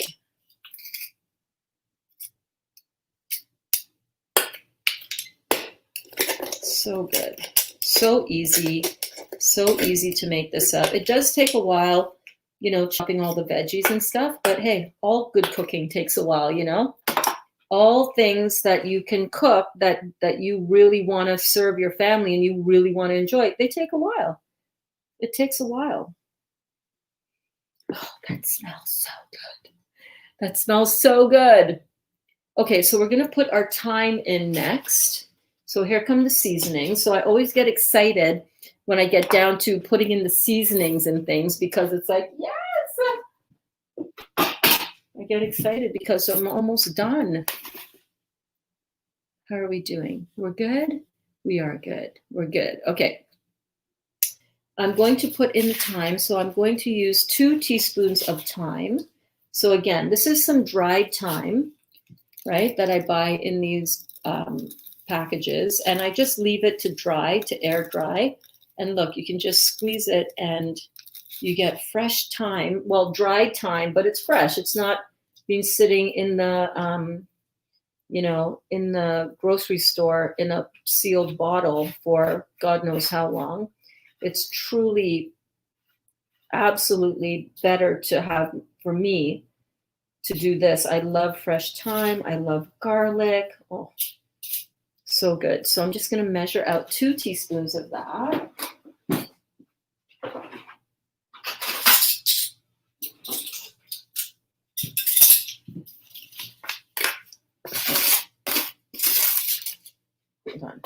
Hold on a minute. Let's do it like this.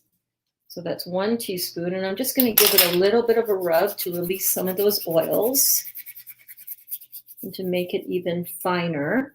So that's 1 teaspoon, and we're going to go in with another teaspoon,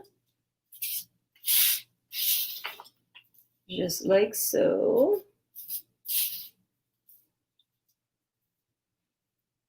And again, just give it a little rub.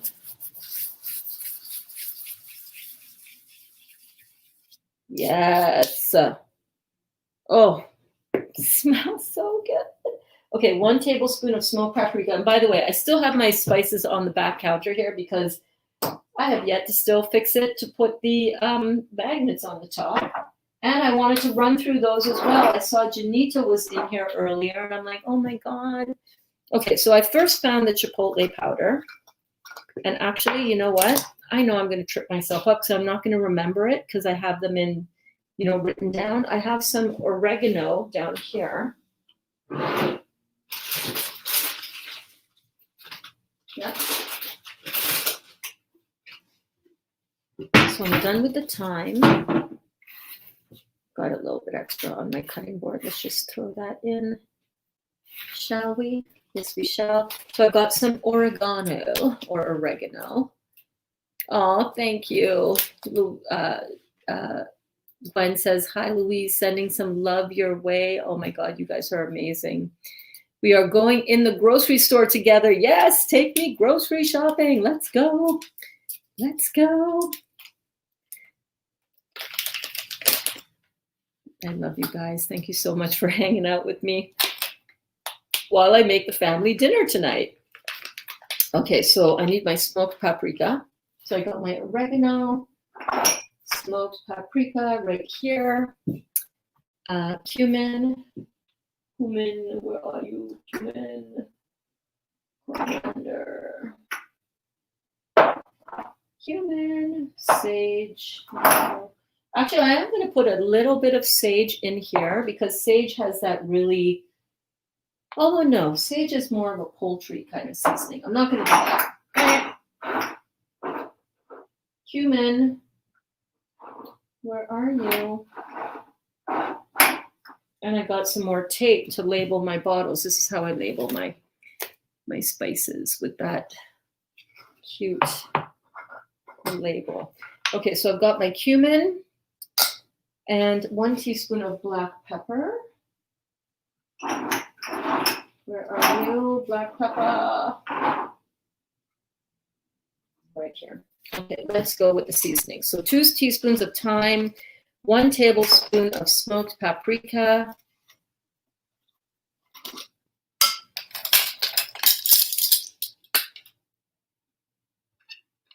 so just sprinkle that over the top, like so. We're almost there, you guys. I'm excited. Oh my God, I'm so excited. Cumin, no, oregano. See, I need to go in order on the recipe that I have written down, or else I will forget what I've put in. 2 teaspoons of oregano. And this is just to my liking. Like, you guys know that you can adjust the seasoning to your liking. You don't like oregano, don't put it in. You don't like something that I'm using, or you want more of it in, put more of it in. 1 teaspoon of black pepper. Yeah, 1 teaspoon of black pepper.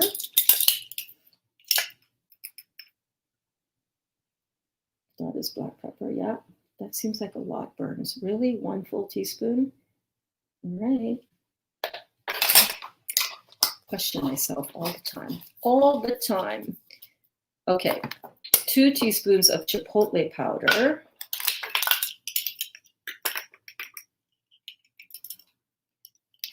1.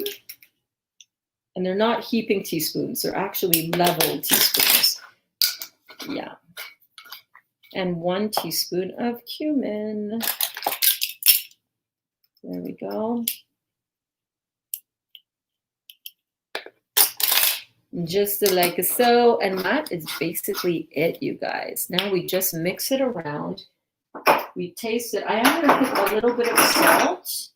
I did not have this written in the original recipe, but I am going to put 1 teaspoon of salt to just bring all those things together, you know? Bring all those flavors together. And just like so. And just like that, we're just going to mix everything in like this.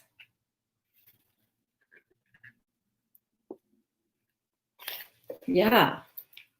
Are you guys excited about making this burger? I am excited about eating this burger. And I'm excited that you guys were here to make this burger with me. Now, obviously, this does not take as long as it took here with us because, you know, I've been answering questions and pulling stuff up on the screen and talking to you guys. Usually when I make this, it takes about a quarter the amount of time that it takes me when I make it on, you know, on camera, on a live class. But that's all good. So you just want to look at how nice that is. See how nice and crumbly this is. It's not a wet situation, right? That's what you want. That is what you want. Oh my goodness, I'm starting to fantasize about my bed. Do you guys ever get like that where you're tired, but you're working and you're just like, oh my God, my bed is like right over there and it's all made and it's perfect. All I got to do is slide in between those nice sheets, freshly laundered sheets.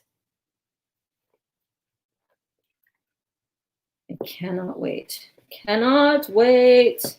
So you just want to get this nicely mixed together so that all of the flavors are running through it evenly. See, as I pick it up from the bottom, I could see more of that mushroom. You really want to make sure that this is well mixed, but not, and I love how dry this is looking. You never want to over mix this so that it gets mushy. You just want to have it so that it is nice and dry going in at this stage. How are we doing? How are we doing, you guys? How are we doing? If you are just now, oh, I see a full piece of celery. How did that get in there? If you are just now tuning in, welcome. Oh my goodness. And if you are just now tuning in and you're wondering what is going on, we're just hanging out in the kitchen. We're hanging out, we're chilling out together. This is our noon detox class where we talk about really great topics to do with our detox. And if you want any more of this type of content, I've organized our classes into playlists. So you can see that up above. Oh, no battery? What? Hold on. Low battery. I need to plug in my phone. Give me 1 second. 1 second.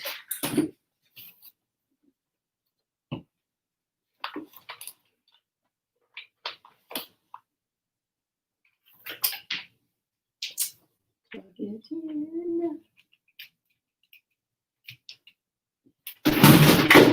Oops.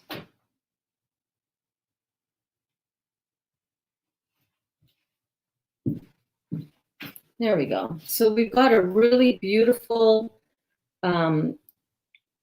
texture going on here. It's dry.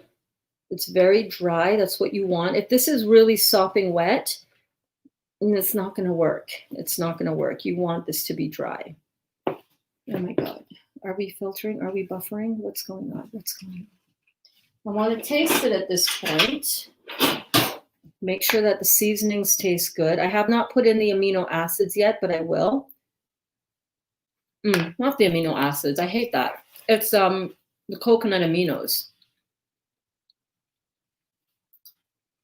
Just wondering whether to buy raw chestnuts and cook them myself. You could. It's a bit of a pain, but yes, you could totally do that. Guys, this tastes so good. You know what the other good thing about this is that you can make this and you can taste it as you go and as you press it.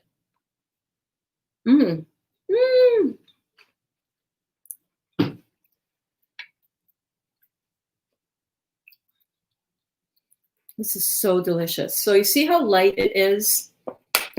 Let me show you like this. Gwen says, I'm excited to watch how the burger is made. So when I make mine, it's done right. Exactly. Actually, I want to bring the camera over. And I want to show you the texture really up close because this is so important. Alana, thanks for the recipe update earlier. I got pulled away here, so never said thank you. Oh, you're so sweet, Louise. Okay, let me bring you over. Come with me.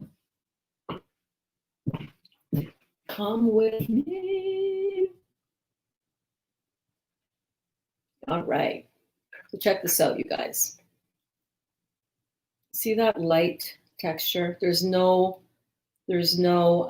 wetness to this at all. In fact, I'm going to leave out the coconut aminos because I don't want another bit of moisture in, because look at this. What you want is you want it to see how dry that is. But then when you go like this, look at that.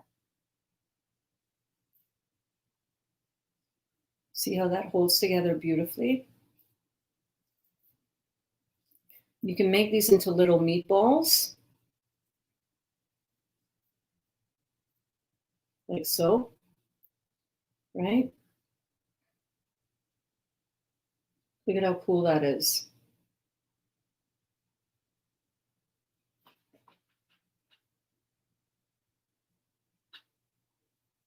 Isn't that amazing?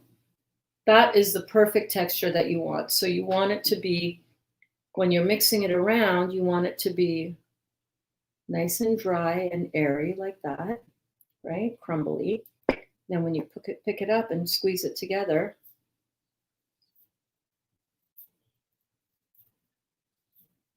it will hold its shape, like so. And it tastes amazing. It's spicy, right where it needs to be spicy. It's got the perfect amount of seasonings for me and for my family. Oh my God, I think that's even better than the ones I've made before. So delicious. You can eat it as a spread. You can sprinkle this on top of your salad. You can dehydrate it into balls, meatballs. We're going to make them into burgers. Oh my God. The flavor. The flavor is crazy, you guys. Crazy. Later on, we're going to be having it in these lettuce leaf burgers. This is what we're going to use for the bun. Oh my God. Oh my gosh, this is so good. I'm so happy. It does look yummy, right?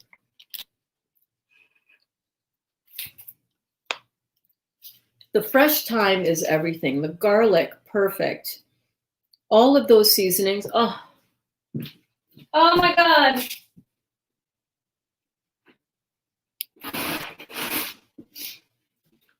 So what we're going to do, we're going to dehydrate these into burgers. So I've got my wire my wire tray from my dehydrator. And I've got this thing that I bought. I got this thing that I bought for burger, for making the perfect burger. And it's called a Burger Master. Have you guys seen these? Now I got a whole series of these. Let me show you.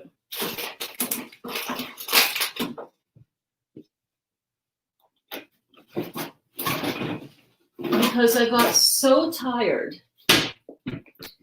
of rolling out and making this into burgers.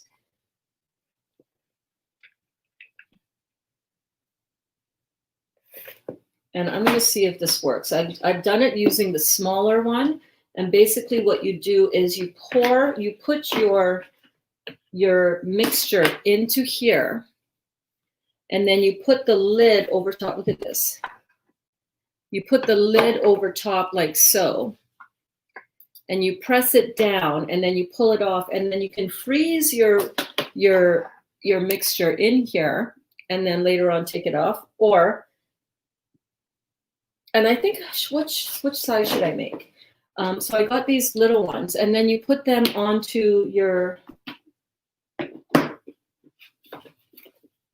dehydrator tray. So I got these ones to make smaller meatballs. I got this one to make burger size, so it's going to be like this size, which is great. I think I might use this one. And I also got the smaller size, like so, for cookies and stuff like that. So let's see. I think I'm going to go with, are these both the same size? I feel like these are both the same size. You know what I'm saying? Yeah, probably. Anyhow, these are on the Amazon store, which is in the description below or above if you're watching on YouTube, Facebook. And they're called Shake Plus Store. These are the freezer buddies, so you can freeze and store soup, chili, grains, anything like that. I have it in the meatballer size. This was the blue one, which I have used so successfully. Love the meatballer size. And kind of, which one should I do? Let's do the red one. Let's do the burger size for now. Yes, let's try the burger size. Okay, we'll put this down. Like I said, I've used the blue one before. I have not used this one as yet, but it's so simple. Check this out. All you do is you scoop out your, I hope this works. This might totally be a flop, but it might. It worked great with the blue size. I kind of want to do those ball size. The meatball size was perfect, but stay focused, Bern. Stay focused. Stay here. Okay. If you just want to put in your mixture and just press it down.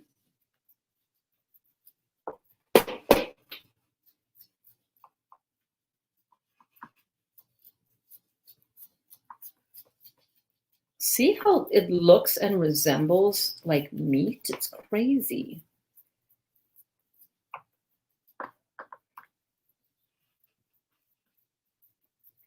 Just gonna press it all in.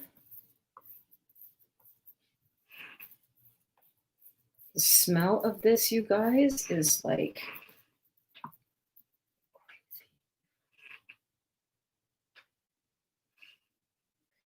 just gonna press it all in.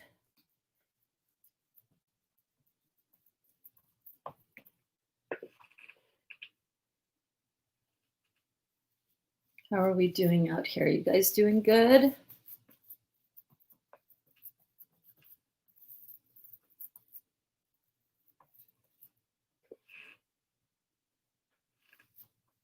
I hope so. I hope you're doing well. I am hanging in there by a thread.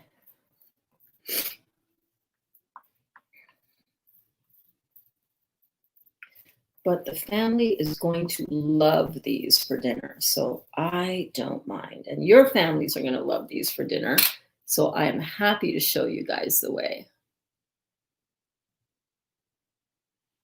Oh, cool. Alana says, I had to buy raw chestnuts. I roasted a couple the other day. Easy peasy. Awesome. Did you soak them at all before you roasted them, Alana?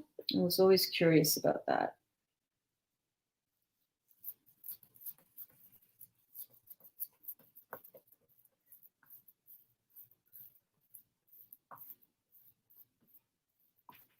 So you kind of want to get it up to the level there.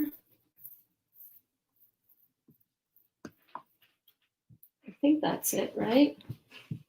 Fill bottom tray, do not overfill. Replace lid over bottom tray, press down firmly across lid to seal. Once sealed, refrigerate or freeze immediately. Okay, well, we're not going to be refrigerating or freezing, so we're just going to pop this over the top. So this is the part that has the dividers in it.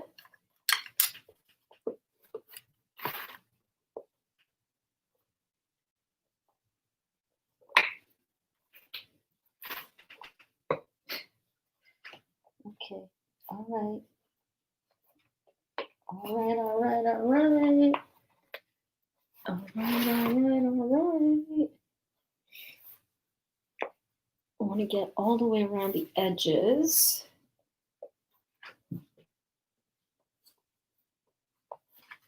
Yes. Yes, queen. Yes. You just want to press it down.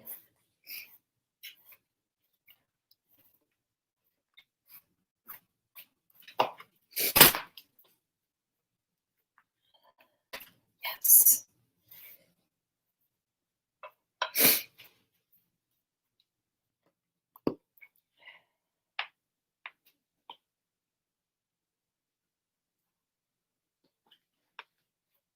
You just want to press it down really, really well. Oh, Alana says, nope. Cut an X in them, pop them in the oven, wrap them in wet paper towels, wrap that in a kitchen tea towel for a few minutes. Bam, roasted chestnuts. Awesome. Awesome. Love it. Okay, so once I press these down, I'm just going to lift this off. Et voila. Et voila. Burgers ready to put onto the dehydrator tray. Now, let's try something. I do not know if this part will work. I have never done this part before, but we're going to try. Let's see if it works. If it doesn't work, oh well. Plan B.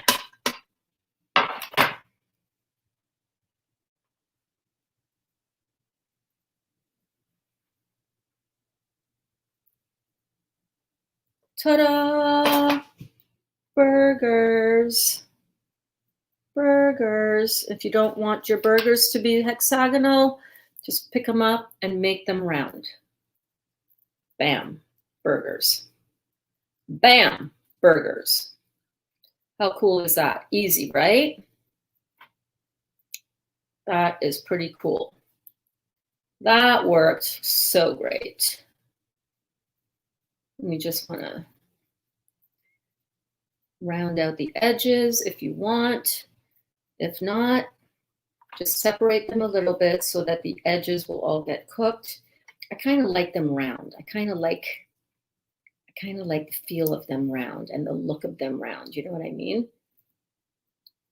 But they're all the same size. or you can just leave them as hexagonal. If you have a headache and you don't want to do any extra work and you just want to move on to the next thing, which is your nap, then you just leave them like a hexagon. Bam, burgers. Burgers that taste absolutely amazing. Oh my goodness. Oh my goodness. I'm going to pop these into the dehydrator for, I don't know, 3 or 4 hours until they'll get a nice browning, surprisingly, over the top.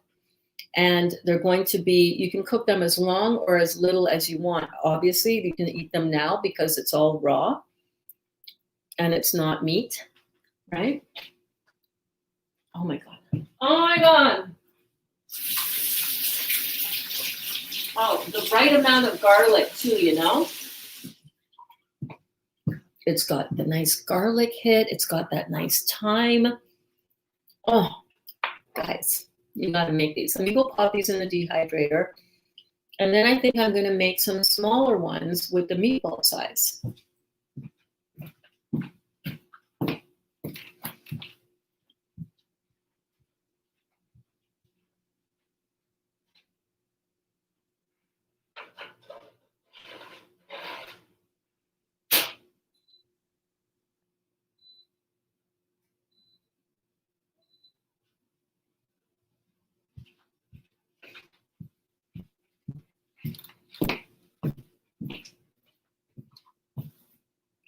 Okay, so this had a little bit of extra burger stuff on the side, and that's a good little nibble. And let's do that again with the blue one, with the meatball size. We're just going to get out that excess from the red one, like so. Are you guys excited about trying this? I'm telling you, if you could try this right here, right now, you would be excited to make this. It's so good.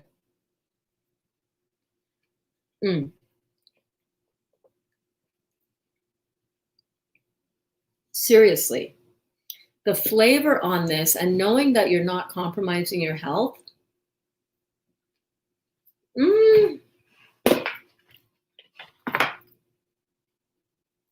This is how you get your kids turned on to raw vegan. This is how you get your meat-loving family turned on to raw vegan. Make these burgers. Make these burgers. They are a hit. And I freaking love this meatball tray situation that we got going here. Last set. Let's go. I'm just going to pour the whole thing in. Look at this. Look at this, you guys.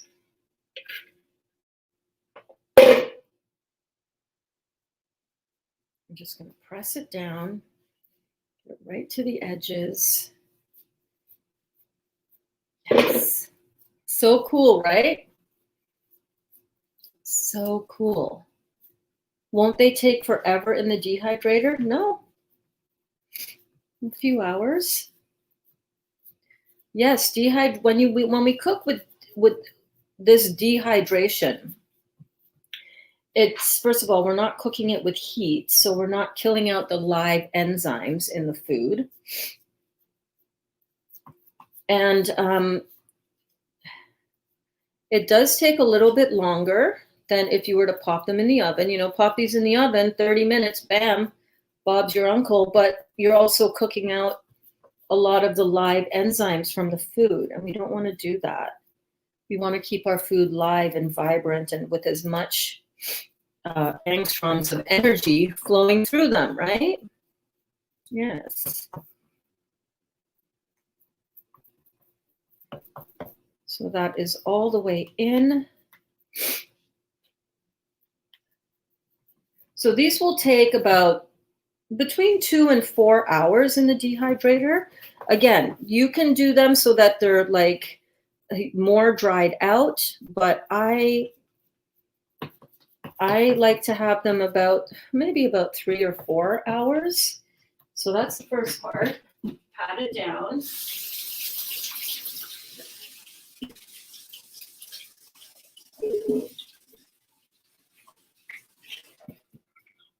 Right, so pat that down. Then I'm going to pop this cover over top.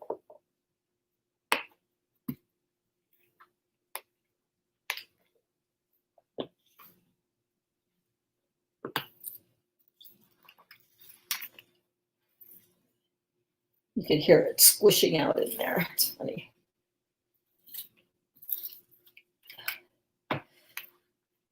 Super easy to use this, much better than rolling all of these meatballs individually, I tell you. Okay, and then we're going to just peel off the top.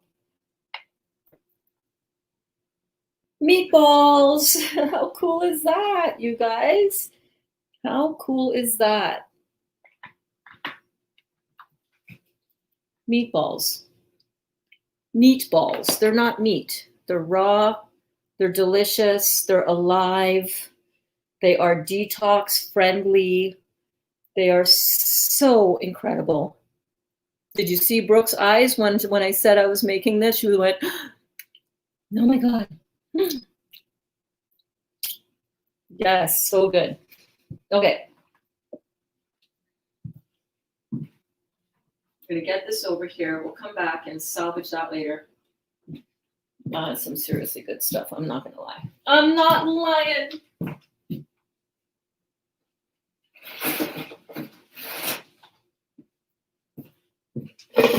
Get my tray.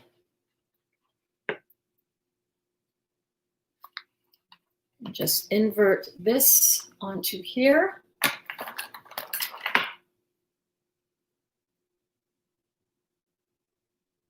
Voila. Et voila. And then you can slowly just take them off and just separate them into their own little, and you could just, you know,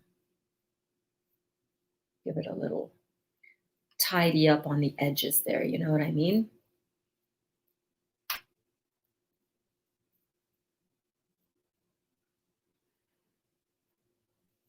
These are so good, you guys. You can put this into a lettuce wrap.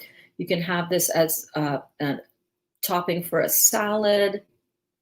You can adjust the spices to your liking. You can make this more, you know, Kelly, you can put in your za'atar seasoning in here. You can put more pepper. You can put your Trinidadian seasoning if you're from Trinidad and you love your green seasoning. You can put, oh my gosh, any number of different things. You can put your capers and olives in here. This can be like a little mini pastel. You know, us Trinis, we love our pastels at Christmas time. This is just like this can be seasoned right up to taste just like any of your cultural faves that you love. You like chavapi? Duda, you can make this into little raw vegan chavapi. What are the seasonings? What can we do? How can we make that happen? Chavapi are the little mini Croatian sausages that are so good, but they're made with pork and lamb and beef, and we don't do that anymore, right? So I'm just taking them all apart from this tray, and I'm just giving them a little bit of a gentle roll on the sides. Far less time than if you would have rolled these little meatballs by hand, you know, individually speaking. And they're so delicious, guys. I'm super excited for you guys to try these. This is not the first time that I'm making them, so I know how amazing they turn out. The texture inside will be perfect. It will be beautiful. Oh my gosh. those sun-dried tomatoes that are in here, just such a powerful, power-packed flavor punch. Party in your mouth. Yes. Yes. So much fun, right? Tomorrow for Thanksgiving, hey, you could season this up with some sage. I could totally have put that in.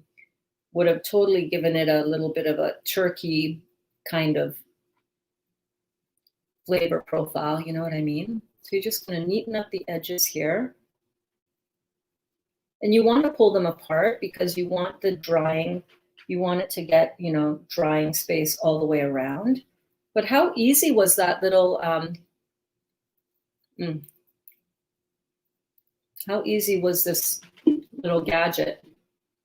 This little thing saves a ton of time. Oh, this is so good. Who was it yesterday was talking about making pate with the stuffed mushrooms? I forget now. Somebody in the group was making that. Was it Kelly? This would be a perfect pate that you can totally just eat raw. You don't have to dehydrate it. It's all raw friendly. There you have it. We got a bunch of little meatballs. These will go in. These are great to have in your lettuce cups as a sandwich filler. But yeah, look at that.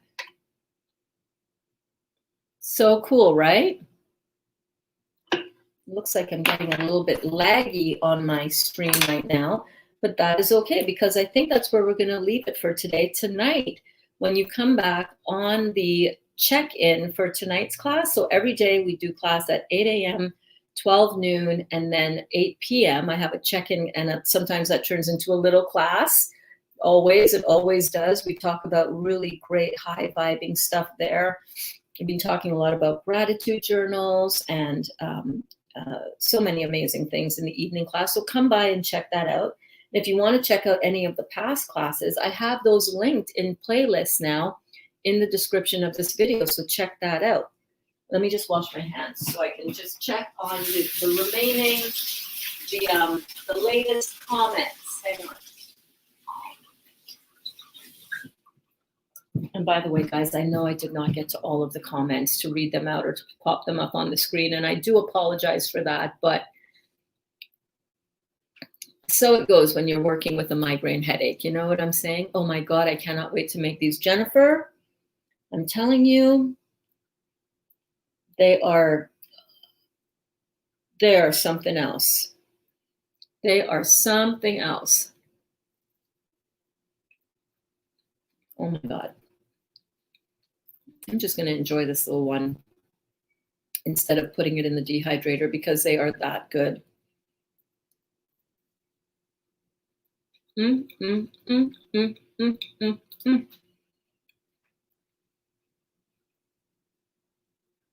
Spectacular.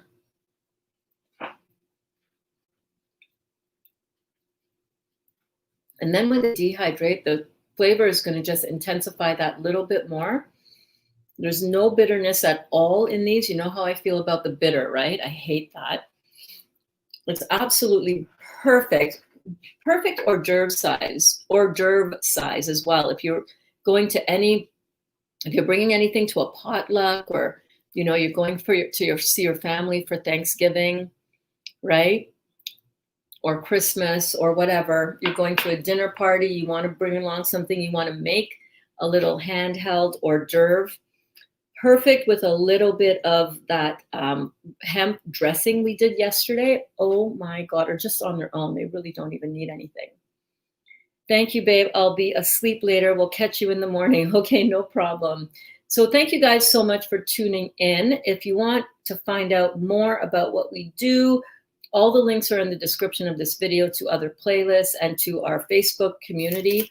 The website is therealjuicydetox.com. Make sure to check that out. And if you've been watching this on Facebook, thank you so much. Make sure to give me a thumbs up. Hit the like button if you enjoyed any part of this video.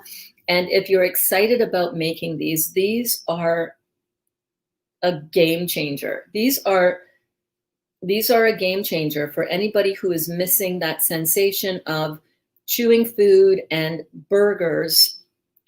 Perfect this for your family. My flavor palette may not be your flavor palette, but figure this out for yourselves, because this will make feeding your family so much easier, and feeding yourself and not feeling like you're being deprived, right? That there's nothing worse than feeling like you're on a diet, quote unquote, and are deprived. So I encourage you guys to make these. You will not regret it. I cannot wait for dinner time. I can't wait for these to be done.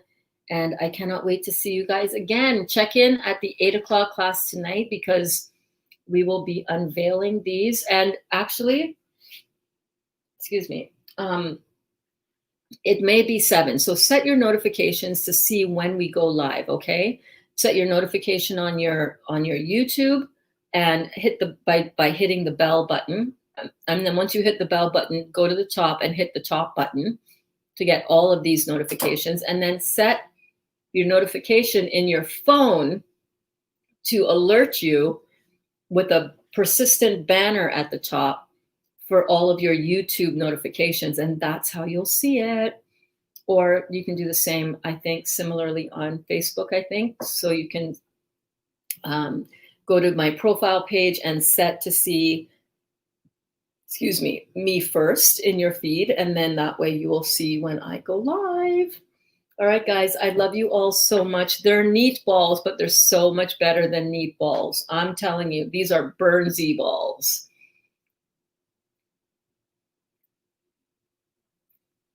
They're amazing. All right, guys, I love you all so much. I'm going to go have a nap. I cannot wait. I might eat another one of these raw though, but I'm going to go have a nap, and I will see you guys later. I love you all so much. Thank you for being here, by the way. It's been fun. It has been a blast. Thank you so much, Emoji King. I love you guys so much. Bye.